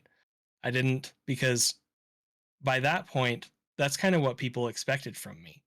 It's like, well, you pushed RBO really hard and you got world record in that, and then you pushed 100% really hard and you got world record in that, and then you took RBO world record back after Zost had taken it. So, whatever you do from here, like, of course you're going to be going for world record. And there's all this pressure and expectation and stuff. And like, it's fine for viewers um, to do that. Like, Mm-hmm. I'm not saying that's wrong by any means. People are allowed to expect something out of someone that they're giving their time and whatever other support they're giving to, whether it's subs or donations or bits or whatever. Um, so yeah, I'm not saying that's wrong, but um, for me, I couldn't handle that pressure because of the place that I was in mentally, and so I decided whatever I was doing, I needed to make sure that um, that pressure just didn't exist, or that it would be much less, so that it would be manageable. Um, so I ran any percent, but I ran old route, or as I like to call it, any percent classic. Um, Basically, there are four main bosses in Super Metroid. There's Kraid, Phantoon, Dragon, and Ridley. Um, you have to defeat each of these bosses in order to unlock the final area, where you go and you fight Mother Brain, and then you escape the planet and it explodes and whatever. Um,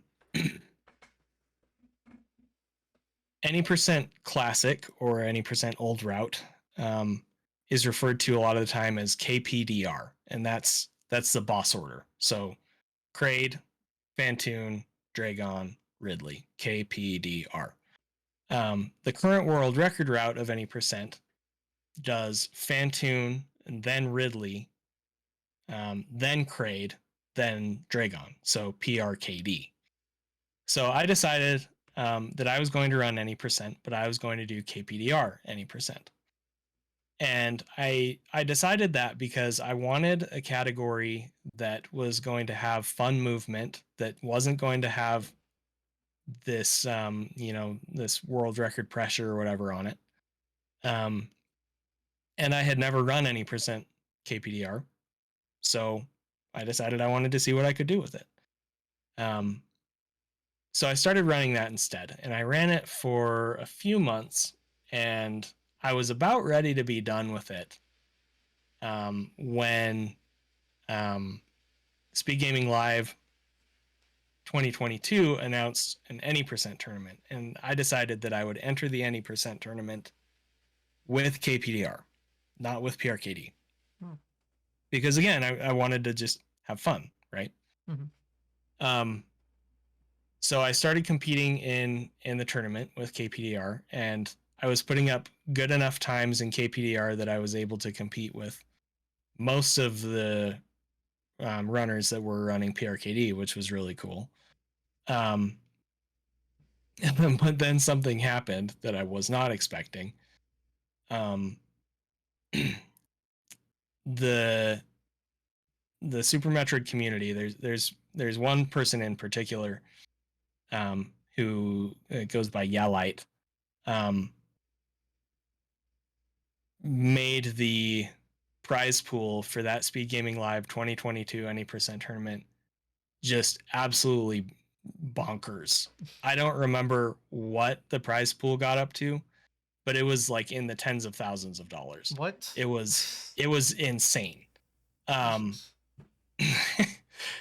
and so this tournament that I decided to participate in as a fun, casual thing with KPDR, suddenly there was a ton of pressure because there was a ton of money on the line.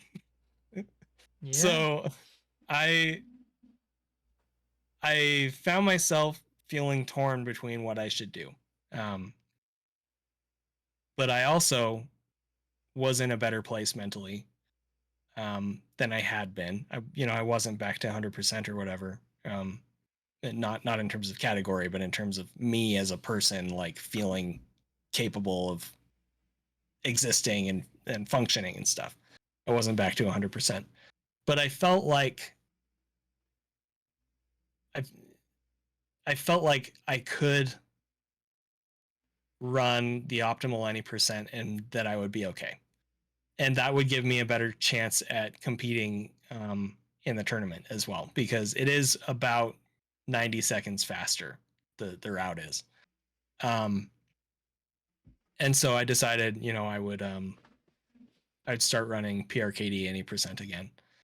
And sure enough, as soon as I did that, the pressure started from people, not world record pressure, but like, yeah, ZENI, like you're gonna get this time and it's gonna be super easy for you. Or like, you're for sure gonna get a 40. Like it's gonna be fine. World record at that point is a 40:46. You can get a 40. You'll be the third person to get a 40. It's gonna be easy peasy for you. And I just had to keep telling people, like, I'm not going for a 40. It's not going to be as easy as you're saying it is. That's not what I'm interested in. I'm just wanting to compete and have fun in this tournament, and I want to bring my A game, right? Like do the best that I can.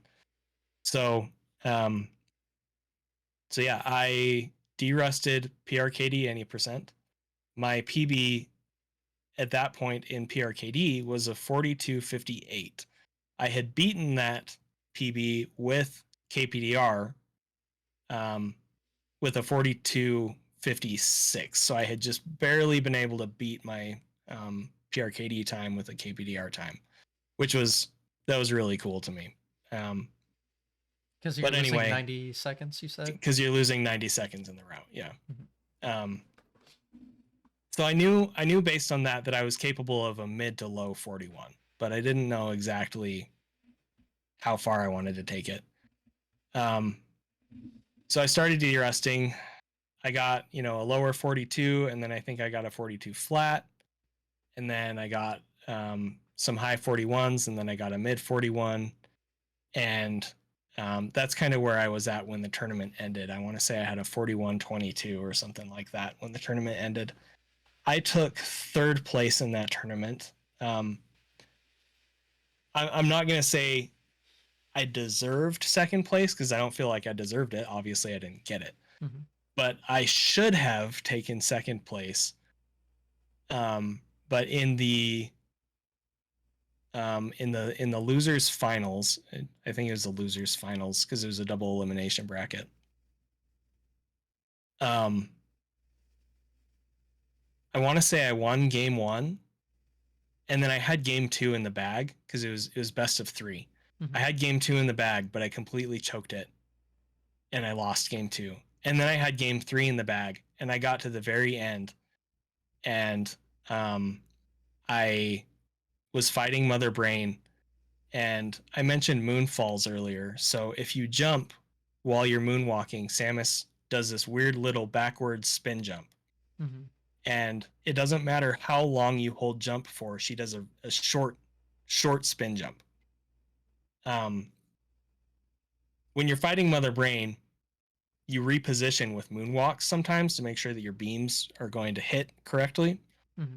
And I just happened to be moonwalking at the same time that she shot her rings attack at me, and I didn't stop moonwalking before I went to jump out of the way of the rings. So I did a moonfall, which meant that I did a really short backwards jump, and I just took all of those rings damage, which um, with Mother Brain, you have to have at least 301 energy to survive um, an attack that she does that's going to hit you every single time. Mm-hmm. And the rings lowered me down to below that. So I died to Mother Brain and I lost that game too. So um, even though I had it in the bag, I kind of threw it away. So I ended up taking third place in that tournament. But I had a really good time in that tournament. I had a lot of fun. And it was really great to see all of the support from the community, especially Yalight. Shout outs to Yalight for sure. Um, but I felt like I wasn't quite done with any percent at that point. So I I kept pushing any percent a little bit, and I ended up getting a 4107. And the thing about that was that 4107 still lost quite a bit of time. Um, but I knew that I didn't have a whole lot more in me to give to the category, and so I decided I would keep running it for, I think it was the rest of the month. That was last September, I want to say. Um, sounds right. Uh, Maybe it was October. Anyway, it was about a year ago. I ran it until the end of the month. I didn't get another PB, and then I decided to step away because, again, I just wanted to avoid burnout, and I wanted to make sure that I was having fun with the game. So um, after that, I I had unfinished business with RBO because I had this run, this RBO run, that was basically everything that I wanted out of a run. It was like perfect. And I got past Mother Brain, and I was doing the escape sequence. Um, and at the end of the escape sequence, you do a shine spark, which I mentioned earlier, up a very long, tall room. Um, I messed up that shine spark, which is really, it's hilarious because my very first RBO world record, I messed up that shine spark, and it when you mess up that shine spark, people refer to that as the ZENI spark now. Hmm. um, Great. so I had this run, and it was like perfect, and it was everything I wanted, and then I ZENI sparked at the end, and I lost like 20 seconds or something like that. And I didn't get another run like that before Dread came out, and when Dread came out, I quit playing Super Metroid to play Dread instead. So I had unfinished business with RBO. So after the any percent tournament, and after I was done with that any percent grind, I decided to return to RBO to take care of that unfinished business. Um, so I did that, and I pushed that until I was comfortable with the PB that I ended up with, which is the current world record, 5607. And from there, I somehow convinced Zost to submit um, co-op, Super Metroid co-op with me for GDQ, SGDQ 2023. So um, I started playing 100% again with the intention of being in shape for Zost and I to run co-op at SGDQ 2023. And that was a really, really fun experience. I love doing co-op runs with Zost. It's one of my favorite things to do in Super Metroid for sure. Um, we we got quite a few runs in. We also helped the developers of Multitroid, is what it's called, tighten up some bugs and other stuff. And then we went to GDQ, and I had a really fun time at GDQ. Both my wife and I went. We left the kids here with some family, and we went out for a few days. Met a bunch of people. Like I said, I'm an introvert, so it's kind of weird for me. But like, I I love I've been to 3 GDQs now, and my favorite part of GDQ is meeting people that I've interacted with on stream, whether it's my stream or another person's stream or their stream or whatever. But just meeting them in person and interacting and like just connecting with people. I feel like community is such a huge part of speedrunning, and we haven't really touched on that yet because I've just been talking too much about myself this whole time. But That's the point. um, really, community is, if it wasn't for the community, I wouldn't still be doing this, I guess, Mhm. is probably the best way to put that.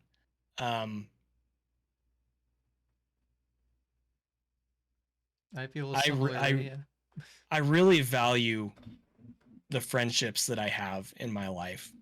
Um, I I am still friends with people that I met in kindergarten and before kindergarten, Hmm. which most people, as I've come to find out as an adult, can't say that.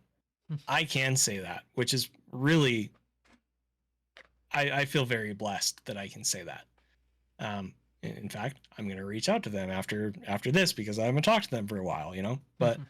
um, the point is, I really value the friendships that I have in my life, and GDQ I feel like is a way to connect with people with similar interests and deepen those friendships that I've developed through the community of streaming and speedrunning and all of that. So SGDQ 2023 was really, it was a phenomenal experience.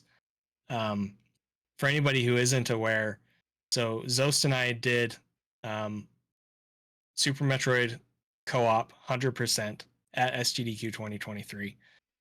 Our run got delayed. It was supposed to Mhm. be late at night, um, Saturday night, right? Yeah. Anyway, it ended up being at 5 a.m. Sunday morning. Mhm. It was that was rough. But despite being extremely sleep deprived and um, struggling through some parts of the run because of that, the the best thing about it is that we didn't have any technical issues. And if there were ever a Super Metroid run that was going to have technical issues at GDQ, it was that one, and Mhm. it went just fine. And so when I think back on it, I'm like, well, yeah, okay, so like I messed up this and he messed up that and I messed up this and the run, wasn't the cleanest run. We were super sleep deprived. Mhm. It was literally like the next morning without sleep.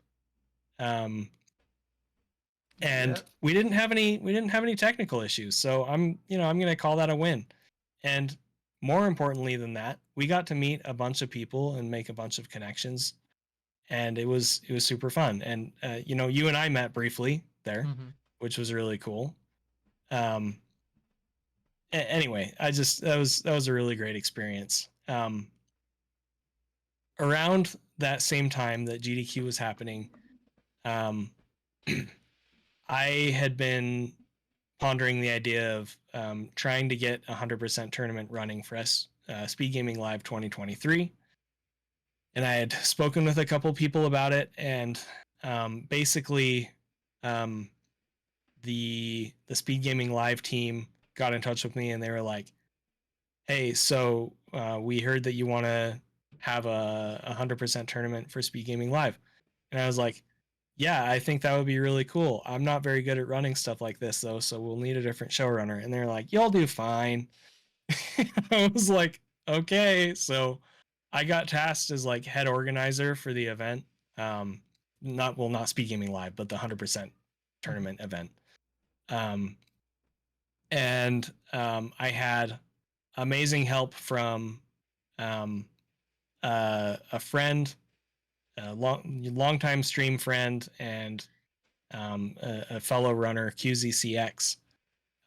He really helped pull a ton of weight for the organization of the tournament, as did my wife. She goes by ShinyZeni.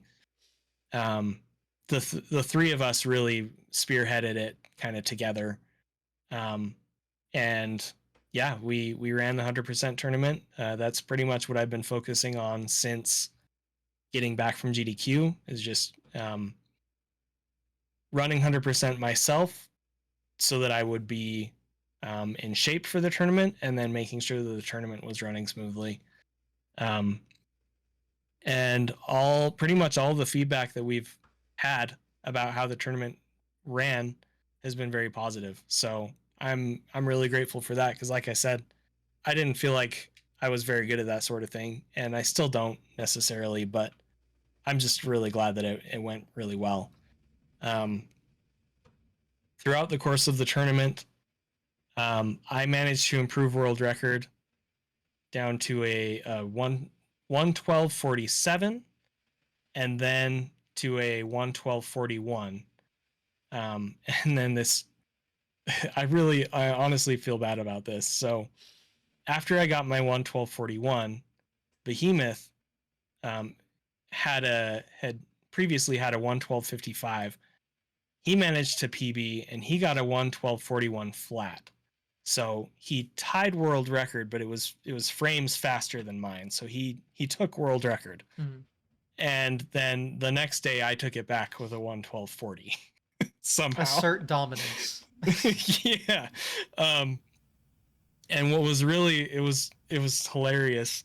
And like I said, I feel bad because, like, you know, I don't think I've ever been in a position where I lost it that fast, but you get world record, like, you're happy about it, you're proud of yourself, it's a great experience. And then when you lose it, like, it doesn't have to be a negative thing. Like, world records are made to be broken by whoever they get broken by. But like, to have it was like 27 hours or something, like, I feel really bad. But Behemoth and I had been talking on his stream right after he got it, and he was like, yeah, you're gonna break this like tomorrow probably. And then I actually made a comment. I said, yeah, I'll probably break it within 48 hours, or it'll take me 6 months. And then sure enough, 27 hours later or whatever it was, I took the record back by 20 frames. I beat his time by 20 frames, which is just really, it was a meme. It was really stupid. 1/3 of a second. Yeah. Shortly after that, I got another run that was honestly pretty bad, but it ended up getting a 112.39. And right after that, the game kind of started bullying me. So what I mean by that, and this is kind of the end of my long tangent here about my history of Super Metroid speedrunning. The hardest thing about 100% in Super Metroid is that there's a ton of maintenance involved. And what I mean by that is, you're never going to be completely in shape for every single segment of the run. Like, maybe you're really good at Wrecked Ship, but you're struggling with the segment after Wrecked Ship. Or maybe you're really good at both of those, but you're struggling with early game. Or maybe you're really good at early game and Wrecked Ship and the segment after Wrecked Ship, but suddenly Lower Norfair, which is traditionally not as difficult on the way to Ridley, suddenly that segment breaks. Or, like, there's always something shaky in the run. And for me, there's a couple key points in the run that are very volatile and important for time save. There's Fantoon, and the segment after Wrecked Ship. There's a very specific shine spark that you have to do. That if you set up for it and you don't get it, you lose like 8 to 10 seconds or something like that. Both of those things broke at the same time for me. So even if I got past Fantoon somehow, then I was dreading that shine spark. And usually I wasn't even getting past Fantoon. So I'm like not getting any runs for a while. And I wasn't burning out, but I was starting to feel kind of stressed, and I was starting to feel this pressure from myself to be able to perform. And it's a good thing that the tournament was going on, because if it hadn't been, I would have felt like I was just spinning my wheels. But I knew since the tournament was going on, I was like, it's still like, it's good that I'm still doing these runs and that I'm putting this time and energy into this, because I'm an organizer of this tournament, and I want to make sure that I'm um, bringing my A game to the tournament. And it's okay that runs aren't going super well, just as long as like I keep with it. Like it'll fix up. Like that's just how it goes. The game will fix up, and it'll be fine. Well, um, shortly after that, I had a race in the tournament with Zost, and the run was going super well, but then I made an absolutely catastrophic mistake where um, after wrecked ship, you go through an area called Gauntlet, and at the end of Gauntlet, there are these crumble blocks that you have to fall down. And on either side of the crumble blocks, there are 2 missile expansions. And you want to fall down the middle of the crumble blocks, because if you fall down one side, you can't get back up to get the other expansion. I fell down one side. That's like a minute time loss or something. So I lost that race. I brought it way back. I only ended up losing by like 20 seconds or something like that, but I still lost the race. And that was like, it was like a domino effect. So like I said, Fantoon wasn't going well. Gauntlet wasn't going well. I lost that race, and I was just like, I can't play this anymore. Like I have forgotten how to play this game somehow. In sports, I think they call it the yips, where you kind of just lose the ability to do like basic things in your sport or whatever. I literally felt like I had the yips. I was like, I can't do this run anymore. Like all this stuff is breaking, and I got really in my head about it. And then I had another race in the losers bracket versus a very talented runner named Susraim. And I was heavily favored to win, but that didn't help me feel better because I felt like I'd forgotten how to play the game. That run that I had versus Susraim was very bad. I still won, and that's no offense to Susraim at all.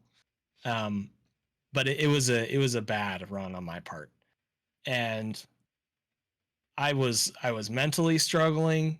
I was having kind of a slump. I was down. I was depressed. Everything was going wrong in Super Metroid. Work was really stressful. I was just feeling like kind of lost, like in my head as a person, as a dad, as a everything.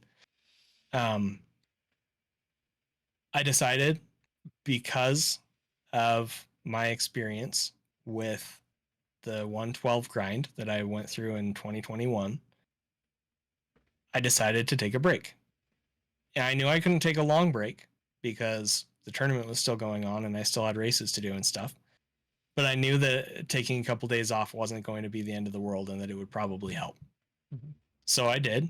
I took a couple days off. And when I felt like playing the game again, I started playing the game again. And around that same time, I started kind of coming out of my mental slump too. And then I had a meeting with my psychiatrist, and I talked to her about it. And I basically just said, like, I've been really down. I don't know if my medication is working. I don't really know what's going on. I feel like I'm starting to kind of come out of this, and that's good, but like I'm scared that I'm going to just dip right back down. Anyway, we talked about it. We made some adjustments to my medication a little bit. And she reminded me, she was like, listen, like, just because things have been bad doesn't mean they will continue to be bad. You just need to remember, like, we all go through phases. Sometimes things are hard, sometimes they're less hard. It's okay. Everything is going to be fine.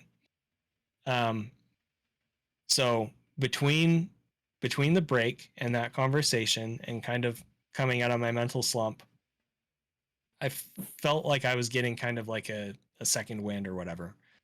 Um, I had a race that I was pretty nervous about versus a runner named Gebu in the tournament, and those races went very well. They were close, but they went. I played very well, and I ended up winning that.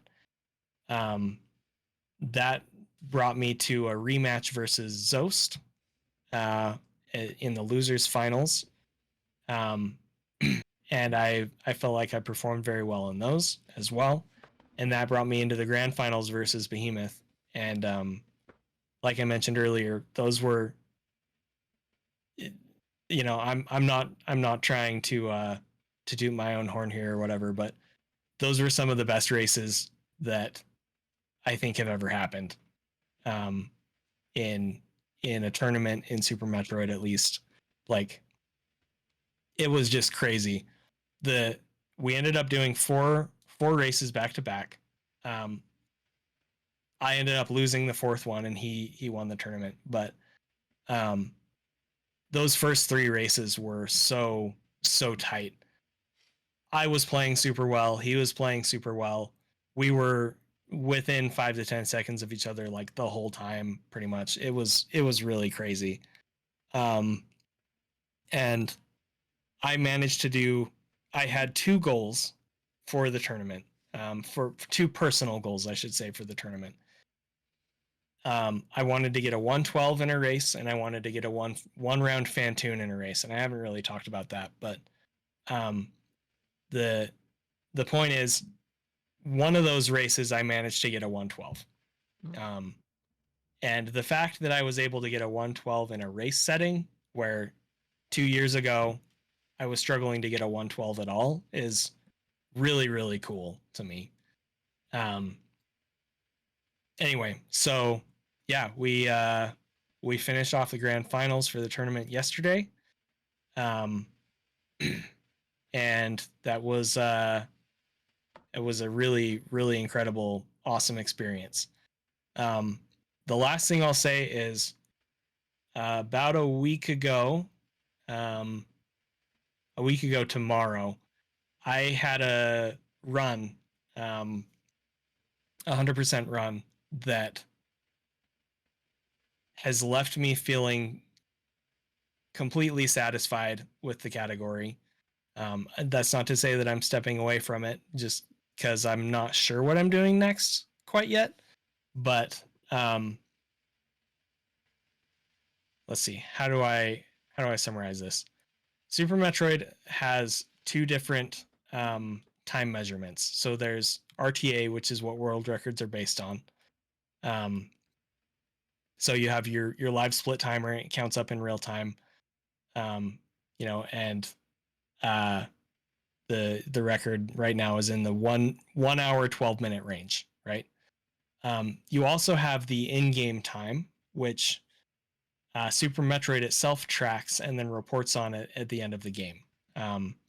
After you beat the game, it says like mission completed, and then it says clear time, and it prints out a number. And the record for 100% up to this point has been a 42 or higher. And as I mentioned earlier, I really wanted to be the first person to get a 112. And part of the reason that I wanted to be the first person to get a 112 was because I didn't think that I would ever be able to push to the next in-game time barrier. Mm-hmm. I didn't think I could drop it from a 42 to a 41. This run that I had a week ago, Monday, I wasn't looking at my splits because I didn't want to psych myself out, but I knew I was on a really crazy pace. And I got to the end of the run, and I knew that it had a chance at being a 41 in-game time, and I was so nervous that I knew it was really close. I was so nervous I missed a couple jumps in the second to last room of the run. And anyway, I got on the ship and I was pretty sure it was world record, but I was pretty sure it wasn't a 41. And the ship, flies off the screen, and then it shows the planet exploding, and then anyway, the screen came up and it said mission completed, and it printed it out very slowly, clear time 0041. And I lost my mind at seeing that 41. I was like, I just got a 41, and I looked at the live split timer, and the record was and is a 112.30 now. That was down from a 112.39 that I had gotten previously, and I don't remember exactly when. It wasn't that long ago. But yeah, it's the fact that I set the record at a 112.30 with a 41 in game time, being the first person to get that 41 in game time.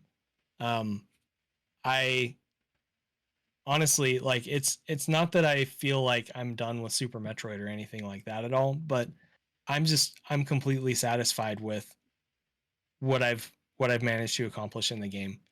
Um, I mentioned earlier on stream, like, if that run ended up being my swan song in Super Metroid, I would be okay with that. I have other plans and other goals and stuff.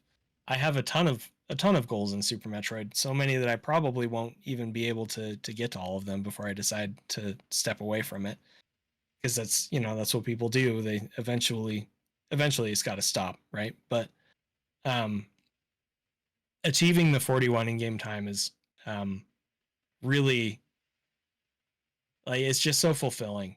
Um, I rarely feel proud of runs, honestly, and that sounds really negative, but it's not. I don't mean it negatively. What I mean by that is that there's always something that can be done better, like we were talking about earlier. Like, it's kind of the curse of speedrunning. Like, there's always, I made this bad mistake here, or I made this series of small mistakes here, or I got bad RNG at this spot, or there's always something, right? Mm-hmm. But every once in a while there's kind of a magical run where, despite or in spite of those mistakes or that bad RNG or whatever, you still feel proud of the run. You still feel very accomplished of the run. And this is one of those runs for me. Um, Usually over time you feel like less proud, like, oh well, I can definitely do better in this way, or I've improved in this way, or there's this new strat here or whatever. But the thing that's so special about this run is that it's the first 41, and nobody can change that. Nobody can take that away. Nobody can say, like, oh well, that's not significant anymore because of X or Y or whatever. Like, Mm-hmm. um getting that 41 is just very special to me, and I'm very proud of it. So uh that's that's where I'm at with Super Metroid. uh I don't know, I feel weird because, like, I wasn't planning on um giving a spiel for an hour about my whole history or whatever, but um I don't know, I think it's kind of cool for to be given the chance to share my story, and I appreciate you giving me the opportunity. So thank you for that. Yeah, I mean, it's the whole point. I like to learn whatever comes out. Like, the history is interesting. I find Yeah, speedrunning history very interesting. I mean, that's what drew me in the first place. So, if you can, I feel like having a history of like individual runners isn't a thing you see a lot. So, yeah, it's yeah. nice to be able to kind of spotlight that in a way. Yeah, and I appreciate that you're doing that, because it's like, Summoning Salt does an amazing job with his content of the history of a game, or a specific level in a game, or a person's dominance over a game, or stuff like that. Like, I love all of his content, to be clear. I absolutely love Summoning Salt's content, but I do feel like having having content that focuses more on individual runners or individual, maybe they're not even a runner, but maybe they are a tasser or something like that. Just a person's contributions to a speed game. I feel like that's something that hasn't really been tapped into as much. And I do appreciate that you are taking the time to do that, because I find it very interesting. And I think that sometimes a person's contributions to a game kind of get left behind or forgotten after a while, when maybe they were key to it. So I'm not saying that about myself necessarily. One thing that I will say about myself is that I certainly wouldn't be where I am by myself. um, I've had help from dozens of people every step along the way in my journey. um, one of the key moments in me continuing to play Super Metroid, when I was learning reverse boss order, I could not do the Ridley fight. I spent like a week just grinding the Ridley fight, and I didn't even beat him once. Like it was really difficult, and it wasn't clicking for me, and I couldn't do it, and I couldn't figure it out. And I went into Zo's stream, and we weren't like friends at that point, and he was running any percent, I think. And like, it's funny because um when I think about it now, like, there's no reason that he should have ever responded to me. But I was like, hey, can you talk to me about your RBO Ridley fight? Because like I'm trying to learn it and it's just not clicking for me. And he was practicing, so he wasn't like in the middle of runs or whatever.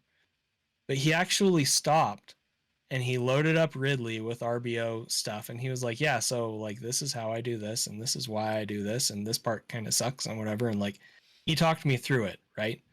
And if he hadn't taken the time to do that, there's a good chance that I would have just stopped eventually, you know? Um, so for me personally, like I said, I've had help every step along the way. And I've also tried to kind of pay it forward and help other people. Um, as a result of that, is just like it's um, I think in any speed game, but especially in Super Metroid, the world record is not a representation of one person's hard work. It is the culmination of the community's hard work and everybody that has contributed over the years of the game. Um, there are probably, when you break it down into, who came up with how to do this room fast, or who came up with this strategy for resource management, or who found this glitch or whatever, there's probably dozens, maybe even hundreds of people that have contributed to the state of the game where it is now. So I spent all this time talking about me and my history with the game and stuff. And I'm glad that you found that interesting, and I hope that other people that watch this video, if they're still watching, found it interesting. But ultimately, it isn't about me. It's about the community and the community's contributions to the game. Um, I could not have set the record that I set on Monday without the support of everybody who has contributed to it. So, um, so yeah, I just want to make that clear. Like, I do think that individual runner spotlights are really awesome, and I hope that you continue doing it. Um, but also, I think maybe not just not just runner spotlights, but community spotlights would be a good thing to look into as well. Like, maybe I'm no good at content creation. I'll be completely honest about that. But Neither am I. maybe like a podcast format or something that you get 5 key people in the community, and it's like a group conversation or something. Like I think that could be really cool. Hmm. Um, anyway, that's just me spitballing, but Yeah. it is a community effort for sure. So Yeah. I hope someone does that. I don't think I will because I kind of have my own thing now. So, but yeah, I mean, I'd watch that makes sense. some of those. They've done things like that. Like I know GDQ has a little bit of a kind of a thing. I think Lad Mackie hosts it.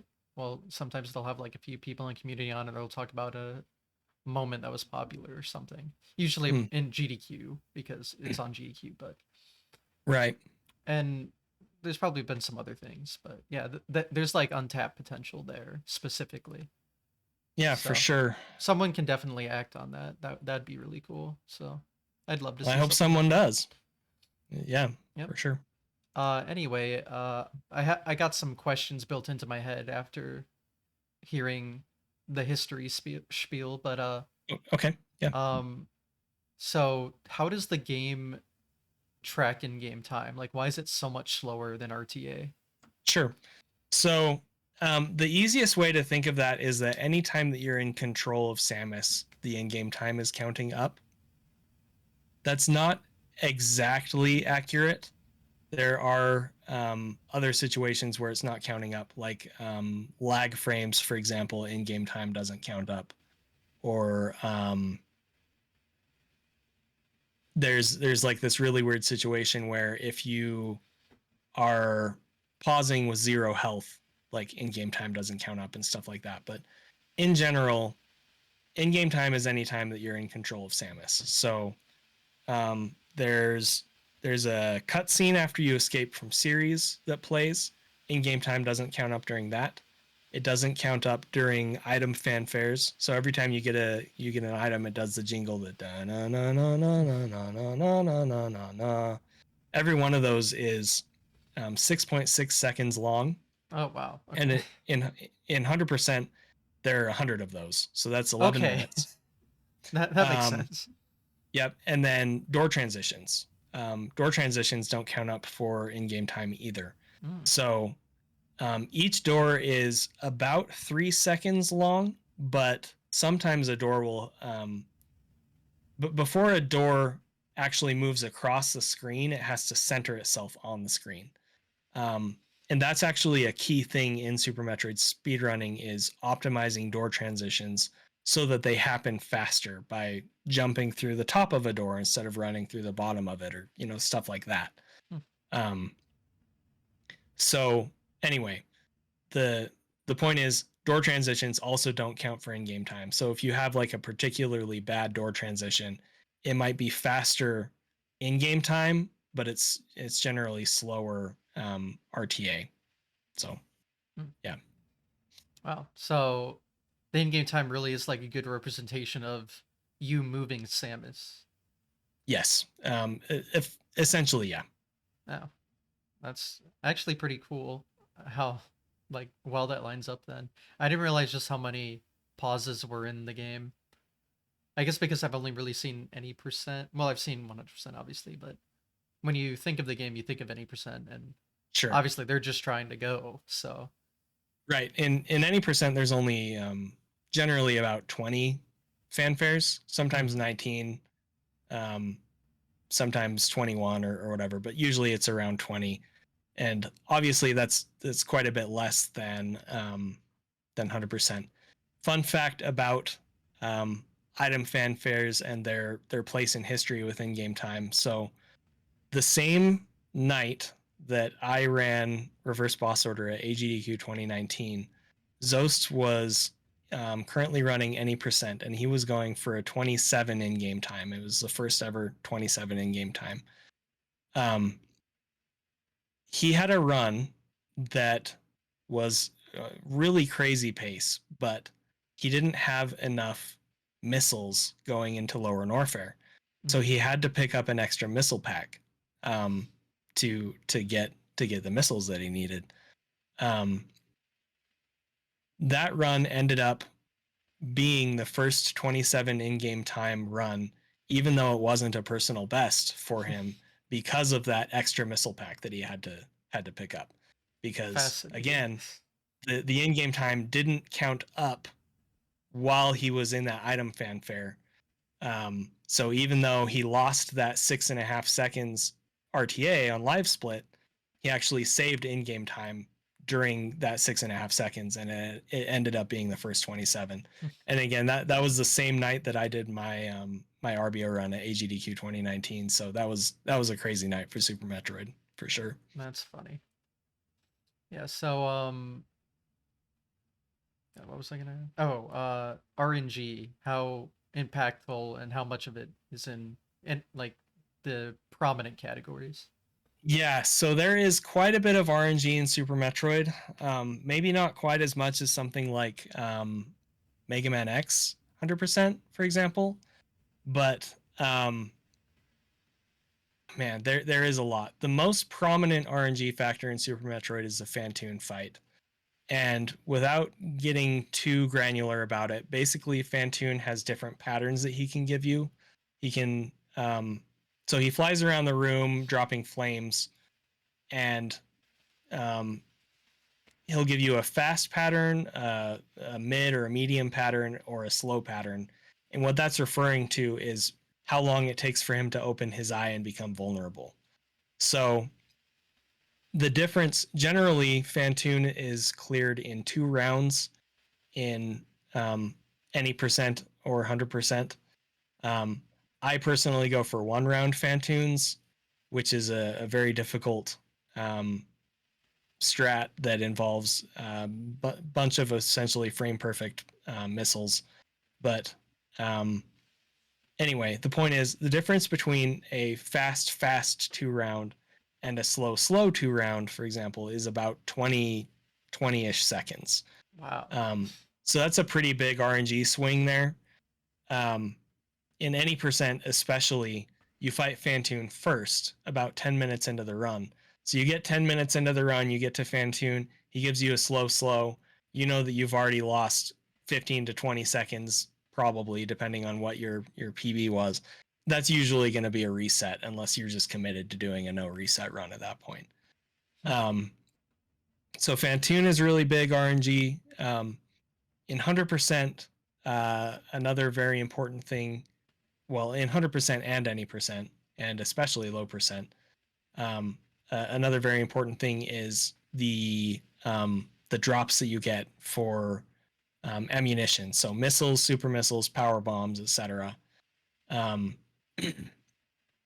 Basically, anytime you kill an enemy or a boss, they drop items, and you pick up those items, and they refill your energy and your ammunition. You need in 100%, you need a lot of supers to go fast.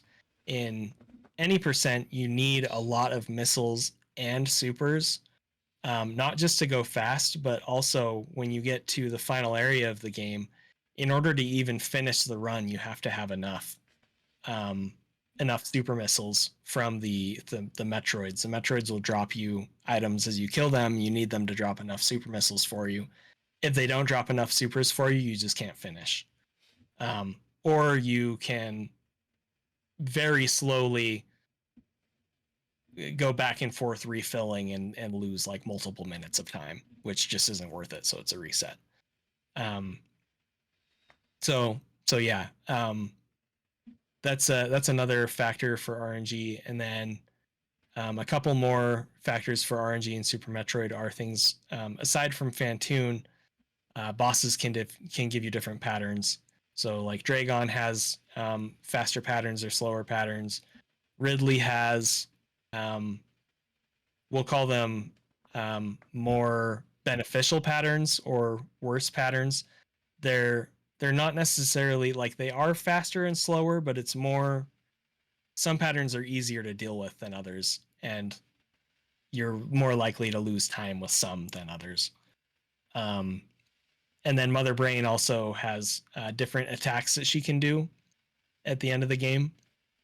Those are based on RNG, and a couple of those attacks can delay her final sequence by up to 5+ seconds. So if you get like really unlucky in a mother brain fight, you can just lose 5 seconds, unfortunately. Hmm. So yeah, definitely plenty of RNG in Super Metroid. Yeah, Is the biggest swing the Fantoon? probably. In most cases, yeah, I would say Yeah. probably. If one round Fantoons become completely normal, which I personally am believing that they probably will someday, but we'll see. Instead of it being like a 20-second swing, it would be more like a 10-second swing, but that's still a lot. Yeah. So At yeah, high level. Oh, that's forever. yeah. um, I know you guys have this really cool program where like the game is like connected to something where it can like tell you how each individual room how long it took. Yeah, yeah. And So you're wondering about that? yeah, just I'm honestly curious how that all works. It even like tells you your because the in-game time at the end just shows minutes, but it can tell you what the seconds were too. Yeah. So there's two parts to this. There's USB to SNES or QUSB to SNES, which is a way to interface with um, a console with a flash cart or a Super NES Classic device that you're running the game on. Or there's another alternative called SNI, which is Super Nintendo Interface.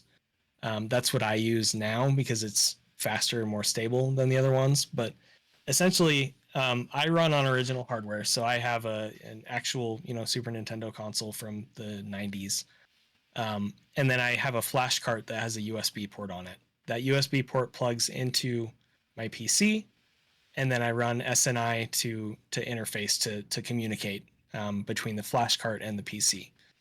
Um, there's a lot of different applications that can take advantage of that USB connection. So like I have an input viewer that uses it, for example. Um, but there's a Super Metroid specific one developed by a developer named Taw. Shout outs to Taw. He calls it Fun Tune. Hmm, So I'm just gonna, if you don't mind, I'll just put the address in your chat here. sure. Um, so there's a website called funtune.party, and that is where the Funtune bot is managed. And then the Funtune bot can also interface with USB to SNES interface through that address, QUSB on the end. Um, Basically, you open that browser page. It interfaces with your USB connection to your game, um, and it just reads like the memory values basically. Um, so when you finish a room, every time you finish the room, the game is tracking what room you were in based on a room ID. Every single one of those room IDs um, has been named by the community. So we have a name for each room. And then because in game time is being tracked, uh, it can essentially say how long you took in that room. Lag frames are also tracked. So Mm. um, it tells you how many lag frames there were.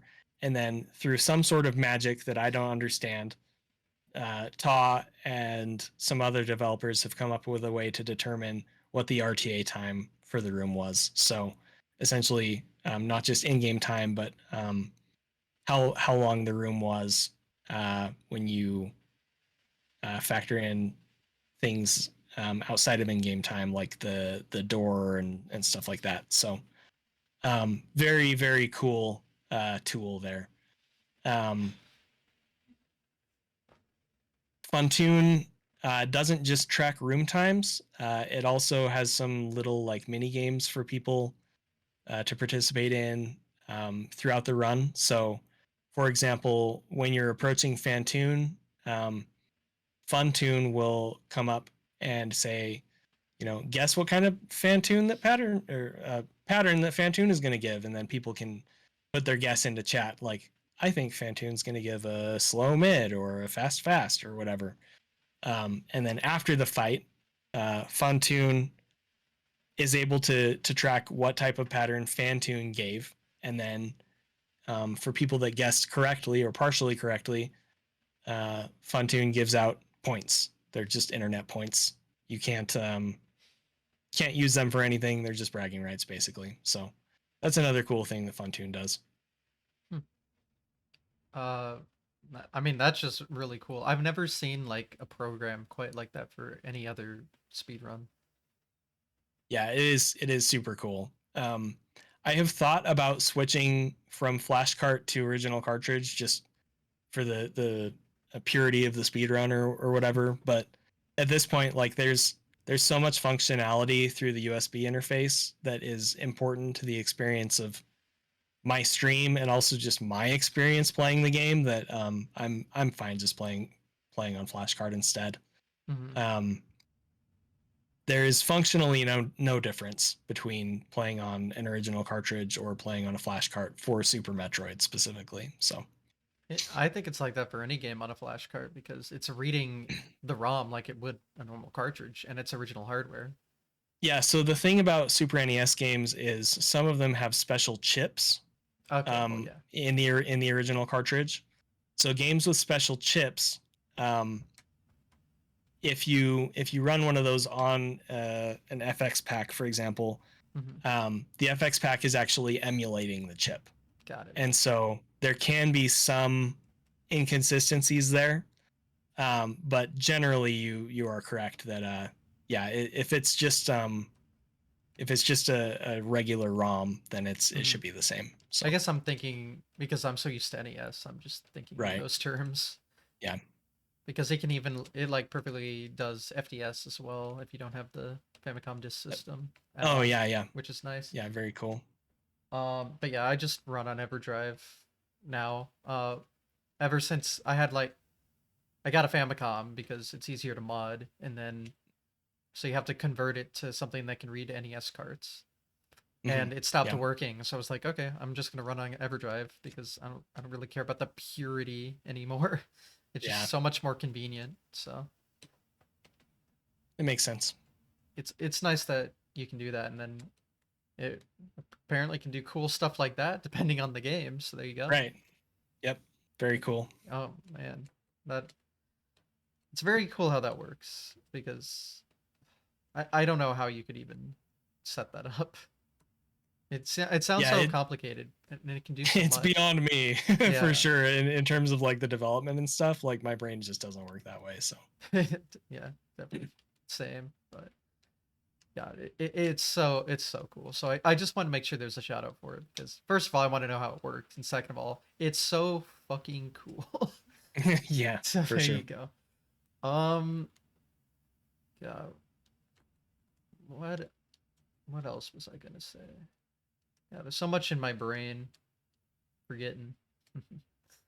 um, I'll just ask, like, if you're on Twitch or you're gonna watch a speed run, not a game you play though, what's your go-tos?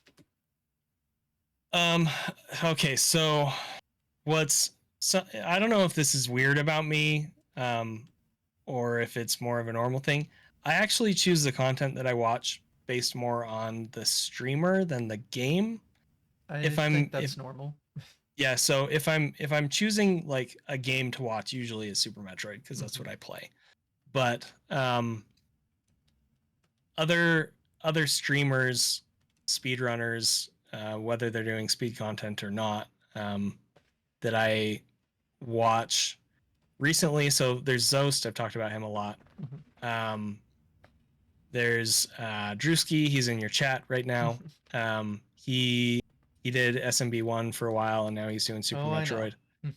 Metroid. He's one of the OGs um, that I remember from when I started. oh, cool. Um, there's a Clipper. I talked about her earlier. She did an amazing job running Mega Man X, Hmm. 100% for a long time. I don't know if she's ever going to go back to it, but she did a phenomenal job in that game for sure. Um, there's a streamer speedrunner named Emre. Um, they are an amazing person. I've met them in person, and they used to run Hollow Knight speed runs. I don't think they do speed runs anymore, but very very cool streamer. Um, who else? You know, in terms of Super Metroid, you know, I'll watch Behemoth. I watch Oats all the time. Um, who else? C Scotty W is another really cool Metroid runner. Um, in the Mario side of things, I really like Super Mario 64 speed runs, but I don't really go to Twitch for that content necessarily. Hmm. I don't know why. Like I just I don't watch SM64 on Twitch very much. But I've watched a bit of Kaizo and Mario Maker stuff. I really like Shoujo. Um,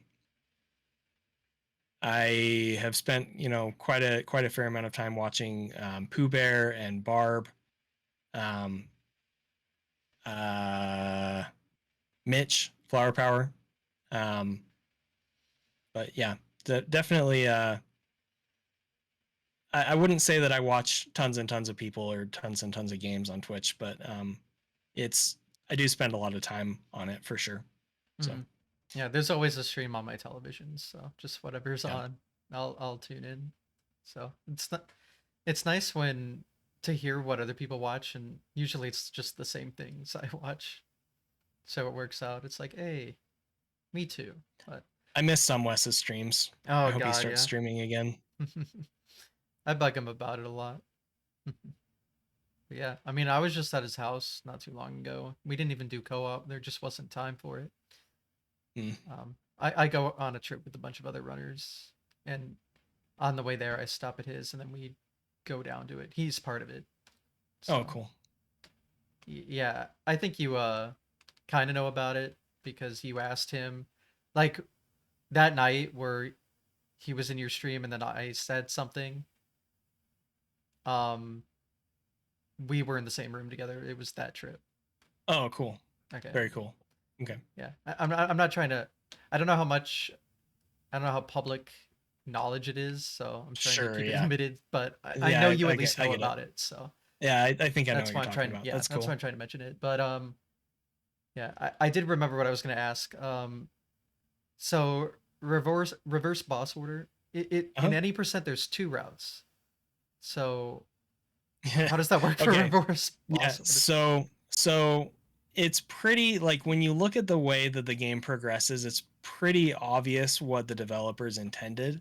Mm-hmm. So when you defeat Kraid, you get something called Varia Suit. Varia Suit protects you from heat damage. Mm-hmm. So then you can go down to Norfair and you can get items in Norfair without dying from heat damage. So you get Speed Booster, you get Ice Beam, you get Grapple Beam, you get Wave Beam, you know, stuff like that. Um, After you get those items enable you to get back up to the top of the map and over to wrecked ship. So um, the intended way to get over to wrecked ship is to use grapple beam to swing across the gaps. You get to wrecked ship and all of the power in wrecked ship is off until you defeat Fantoon.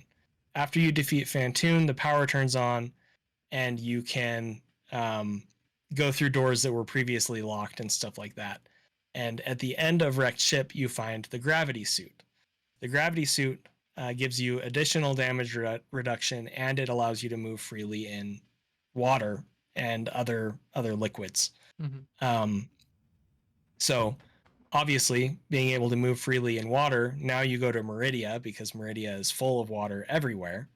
In Meridia, you fight Dragon. Dragon gives you an item called Space Jump, which allows you to jump infinitely in the air. And you also unlock the most powerful beam in the game called Plasma Beam, which does 3 times the damage of all the other beams. So that's awesome. From there, you go back down to Norfair with all of your really cool items, your really strong items, your really strong suits, etc. And there's actually there's a there's a statue in Lower Norfair that won't activate. So in Super Metroid, there are these statues that you turn into a ball and you get in their hand, and then it activates and it will like carry you somewhere or like change the terrain or something. Mhm. There's a statue in Lower Norfair that won't activate unless you have Space Jump. You can't get Space Jump without defeating Dragon. So you're not supposed to be down there until after you beat Dragon, after you get Space Jump. Anyway, so at the end of Lower Norfair, you find Ridley. You defeat Ridley. He's the last of the 4 bosses on the statue that then unlock the final area. Mhm. So reverse boss order refers to defeating the um, the 4 statue bosses in reverse of what was the originally intended order. So instead of Mhm. it being Kraid, then Phantoon, then Dragon, and then Ridley, you do Ridley first, then Dragon, then Phantoon, and then Kraid. Okay. It just happens that there's a faster any percent route than what's intended. Yes. Okay. So the key behind the any percent route that is faster than what is intended is that there's a way to get over to wrecked ship by doing essentially it's a 1 frame into 2 frame window wall jump off of a platform to get across this room that normally you're supposed to grapple across. If you do that wall jump successfully, there's nothing else standing between you and just completing all of wrecked ship and Phantoon and stuff earlier. And the reason that it's faster to do it that way is because it eliminates a bunch of backtracking that you would normally have to do if you went down to Kraid first. Because if you go over to Phantoon first, you never have to go down and then back up and then back down. You go to Phantoon and then you go down and then you go more down and then you come back up and then you finish the game. Okay. So, Got it. I mean, it's really cool how there's so many routes because of how like open world that game is. mhm. So, I've always found that cool about Metroid games. Um so something I wanted to bring up that I should have brought up when you mentioned it is the co-op runs. How does Yeah. that work? So the co-op runs work through the USB interface that we were talking about a few minutes ago. So similar to Funtoon, there's a website. I'll post it in chat. Multitroid.com. Basically, as long as you have something interfacing with your game through USB or through an emulator or whatever, um, you just go to that website, multitroid.com. It connects to the game, it reads the memory from the game, and then what it does is it patches the ROMs so that they can receive information changes as well. So the Multitroid website is keeping track of um, everything.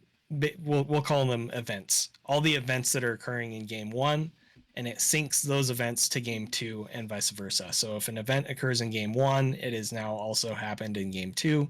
If it happens in game 2, it has also happened in game 1. So things like beating a boss. If you defeat Kraid in game 1, he's also defeated in game 2. In game 2, if you pick up an item, game 1 also receives that item.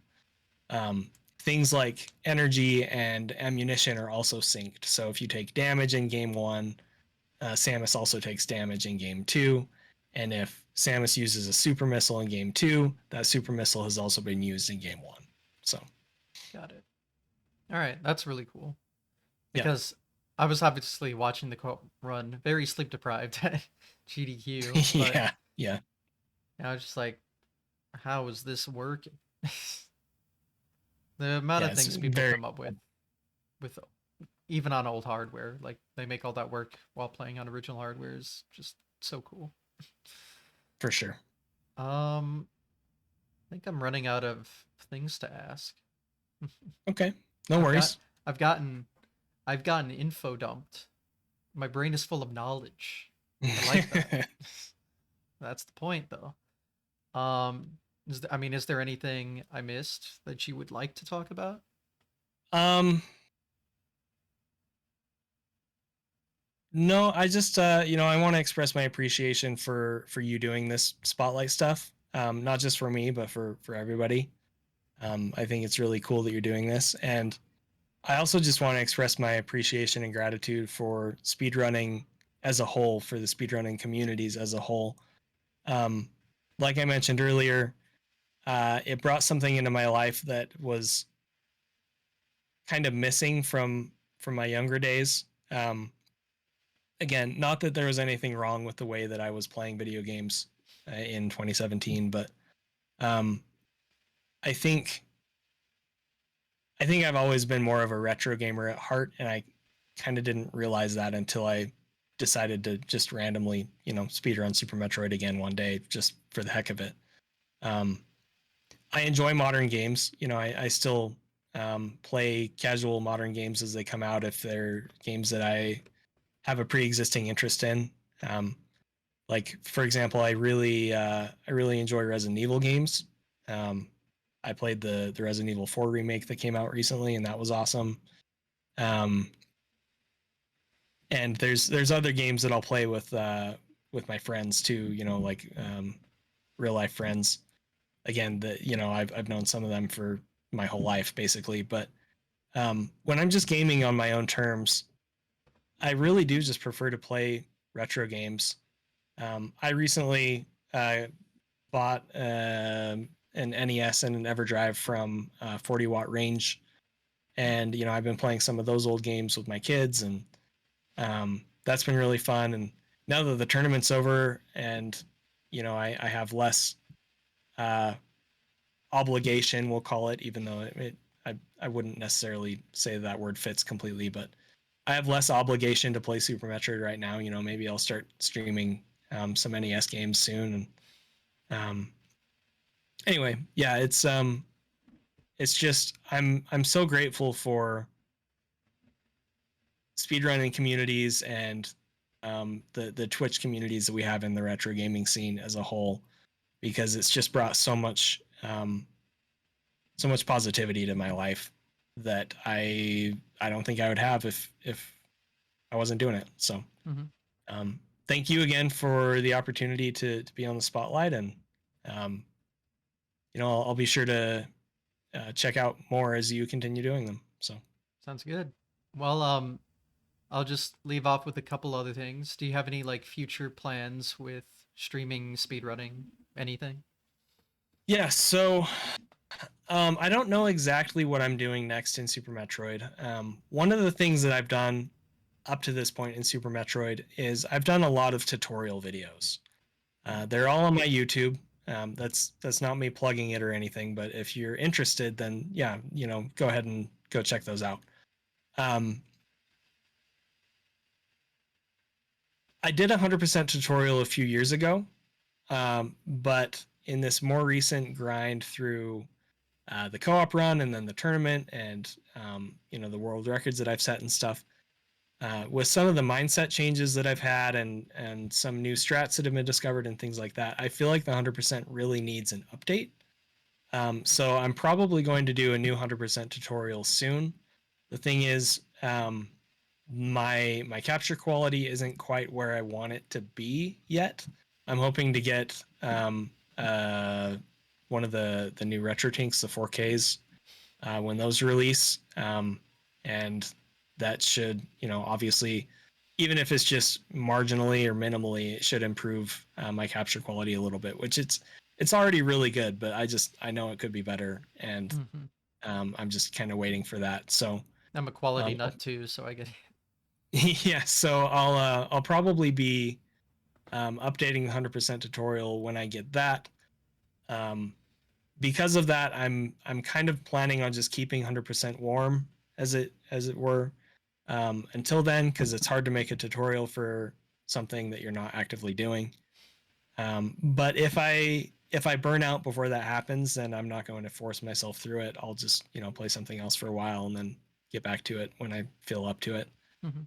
Um, as far as what I do next in Super Metroid outside of 100%, it could be any percent, it could be GT Classic, it could be something else. I'm not fully committed to anything yet, so I'm not sure. Um, other games that I might run, uh, honestly, I don't give this too much thought. It's not that I don't have interest, it's just that I have time constraints. Mhm. So, um, but I have thought about getting into Super Mario World Kaizo stuff.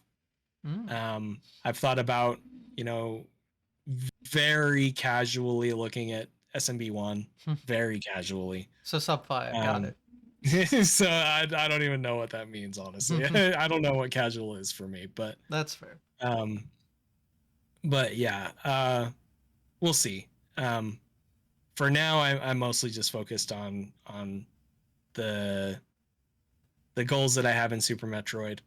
Um, I want to get a 40 in any percent.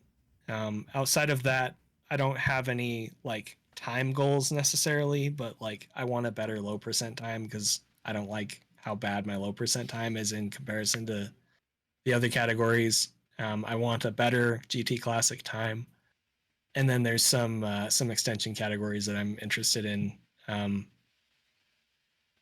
re redoing or improving on. So Mhm. anyway, Well, now I have some more questions because okay. um low percent GT Classic, what exactly are those? Okay, so low percent Super Metroid. Um, there are a ton of different ways to beat the game with minimal items. The most common one is a 14% run that grabs either Ice Beam or Speed Booster. Ice Beam being the faster one.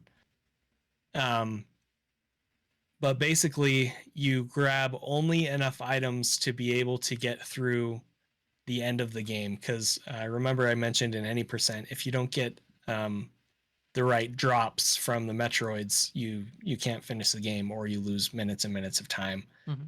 Um, low percent is essentially any percent except you get even less um, movement and damage based items. So you're basically only grabbing what is absolutely essential to be able to finish the game and then finishing it that way. Mhm. Um, so that's kind of what low percent is. What's the Um, percentage clear rate at the end compared to any percent?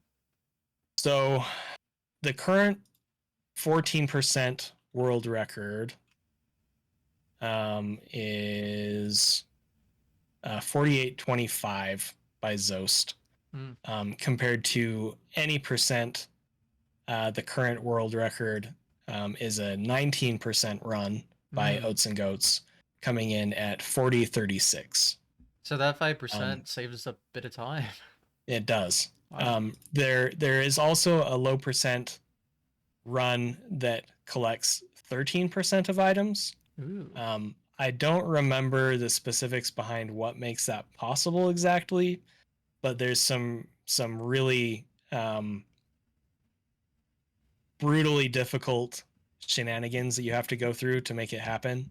Mm. Um, the community has kind of argued about whether 13% should be the new low percent because it's technically a Yeah. lower percent than 14%.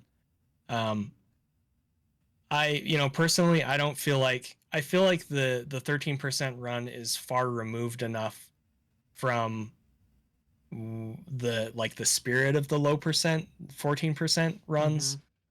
I would like to see those keep their namesake, as it were, rather than you know changing them to be 14%. Then people are going to be like, well, what's 14%? Why does it exist? Blah blah blah. Yeah. Um, I mean, one solution that could be good. I mean, I don't know how the leaderboards do it, but there's subcategories. You could click on the low percent category. The subs could be 13 to 14. right, and that's I feel like feel like that is how it probably should be. Mm-hmm. And I'm not opposed to that by any means, but I'm also not a moderator or anything in the community. So anyway, that's low percent. GT Classic, there's something in the game called the GT code. Basically, it's a debugging code that the developers left in or forgot to take out, where if you hold A, B, X, and Y when you enter the Golden Chorizo mini boss room, um, the game will give Samus all of her movement items except for Screw Attack, and then a bunch of missiles and 20 super missiles and 20 power bombs. So GT Classic is basically any percent while also allowing GT code. So what that means is to optimize the run, you go to Kraid, you get Varia suit, then you go straight down to Lower Norfair so you can get into the Golden Chorizo boss room. You hold the buttons for GT code, you get all of those items for free instantly, Mm-hmm. and then you beat the rest of the game from there. So Hmm. that's GT Classic. Why The is it current called classic? because it's like the classic way of finishing the game. Um, Hmm. there are glitched categories that involve going out of bounds, Mm. using X-ray and other like glitched beams and stuff. Um, those can be completed very quickly, but they don't involve killing all the bosses and defeating Mother Brain and Mm-hmm. escaping the planet and stuff. So any Um, percent in Super Metroid isn't like the fastest way to beat the game. Um, so there's no major glitches and there's major glitches categories. Mm. There's any percent no major glitches and then there's any percent glitched or major glitches. Got it. And yeah, the glitched version of any percent currently is an 11-minute run by Ruya. I held the record for that a few years ago, and then Ruya came and optimized it further. Um, the sorry, I just don't want to forget about this here. Oh The yeah. the Sorry. GT Classic world record currently is held by Behemoth 87, and it is a 32:16. So Hmm. it is faster than any percent no major glitches, but it relies on the GT code Mm-hmm. to go that fast. So Interesting. I didn't know there were so many like any percents. Technically, that's yeah. very interesting because Well, and I mean, low percent is technically an any percent too. When you really think about it, it's just yeah, there's but additional restrictions on what's allowed and what's not allowed, and yeah. yeah, So, when I just hear any percent though, I think of beating the game no matter what.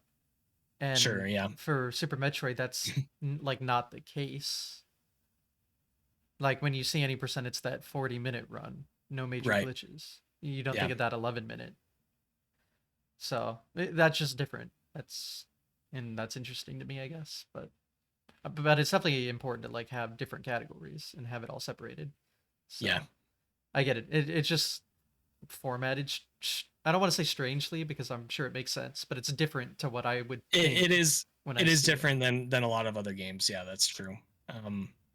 And I've heard that before that well, any percent, the true any percent is the 11-minute run, so why not just call that any percent? Mm-hmm. But yeah, Yeah. it's I think it is how it is because it's always been that way, and Yeah. changing it for like there's no important reason to change it, so Sure. Yeah. we just leave it that way, I think. Enough of a reason as there needs to be. Yeah. All right. Well, I think that covers everything that I had questions of. So, Okay. and sounds like you got everything. So, if we want to wrap things up, you can feel free to self promote however you'd like. um I feel like I talked about myself way too much on this already. Yeah, but um but I that's the also point. see you have my Twitch and my YouTube and stuff on your stream, so Yeah. yeah, I'm good. And on the But again, YouTube description coming soon if you're watching live. But yeah. true. But yeah, I appreciate it. I appreciate the time, the opportunity, and the interest. So Yeah. thank you. Well, thanks for being on, and thanks for watching, everyone. If you're watching live, Be on YouTube shortly, watching on YouTube, stream these live, you know the deal. Come join the fun. All right. With that, I guess we'll call it a day. Take care, everyone, and have a All good right. one. See you Bye. later.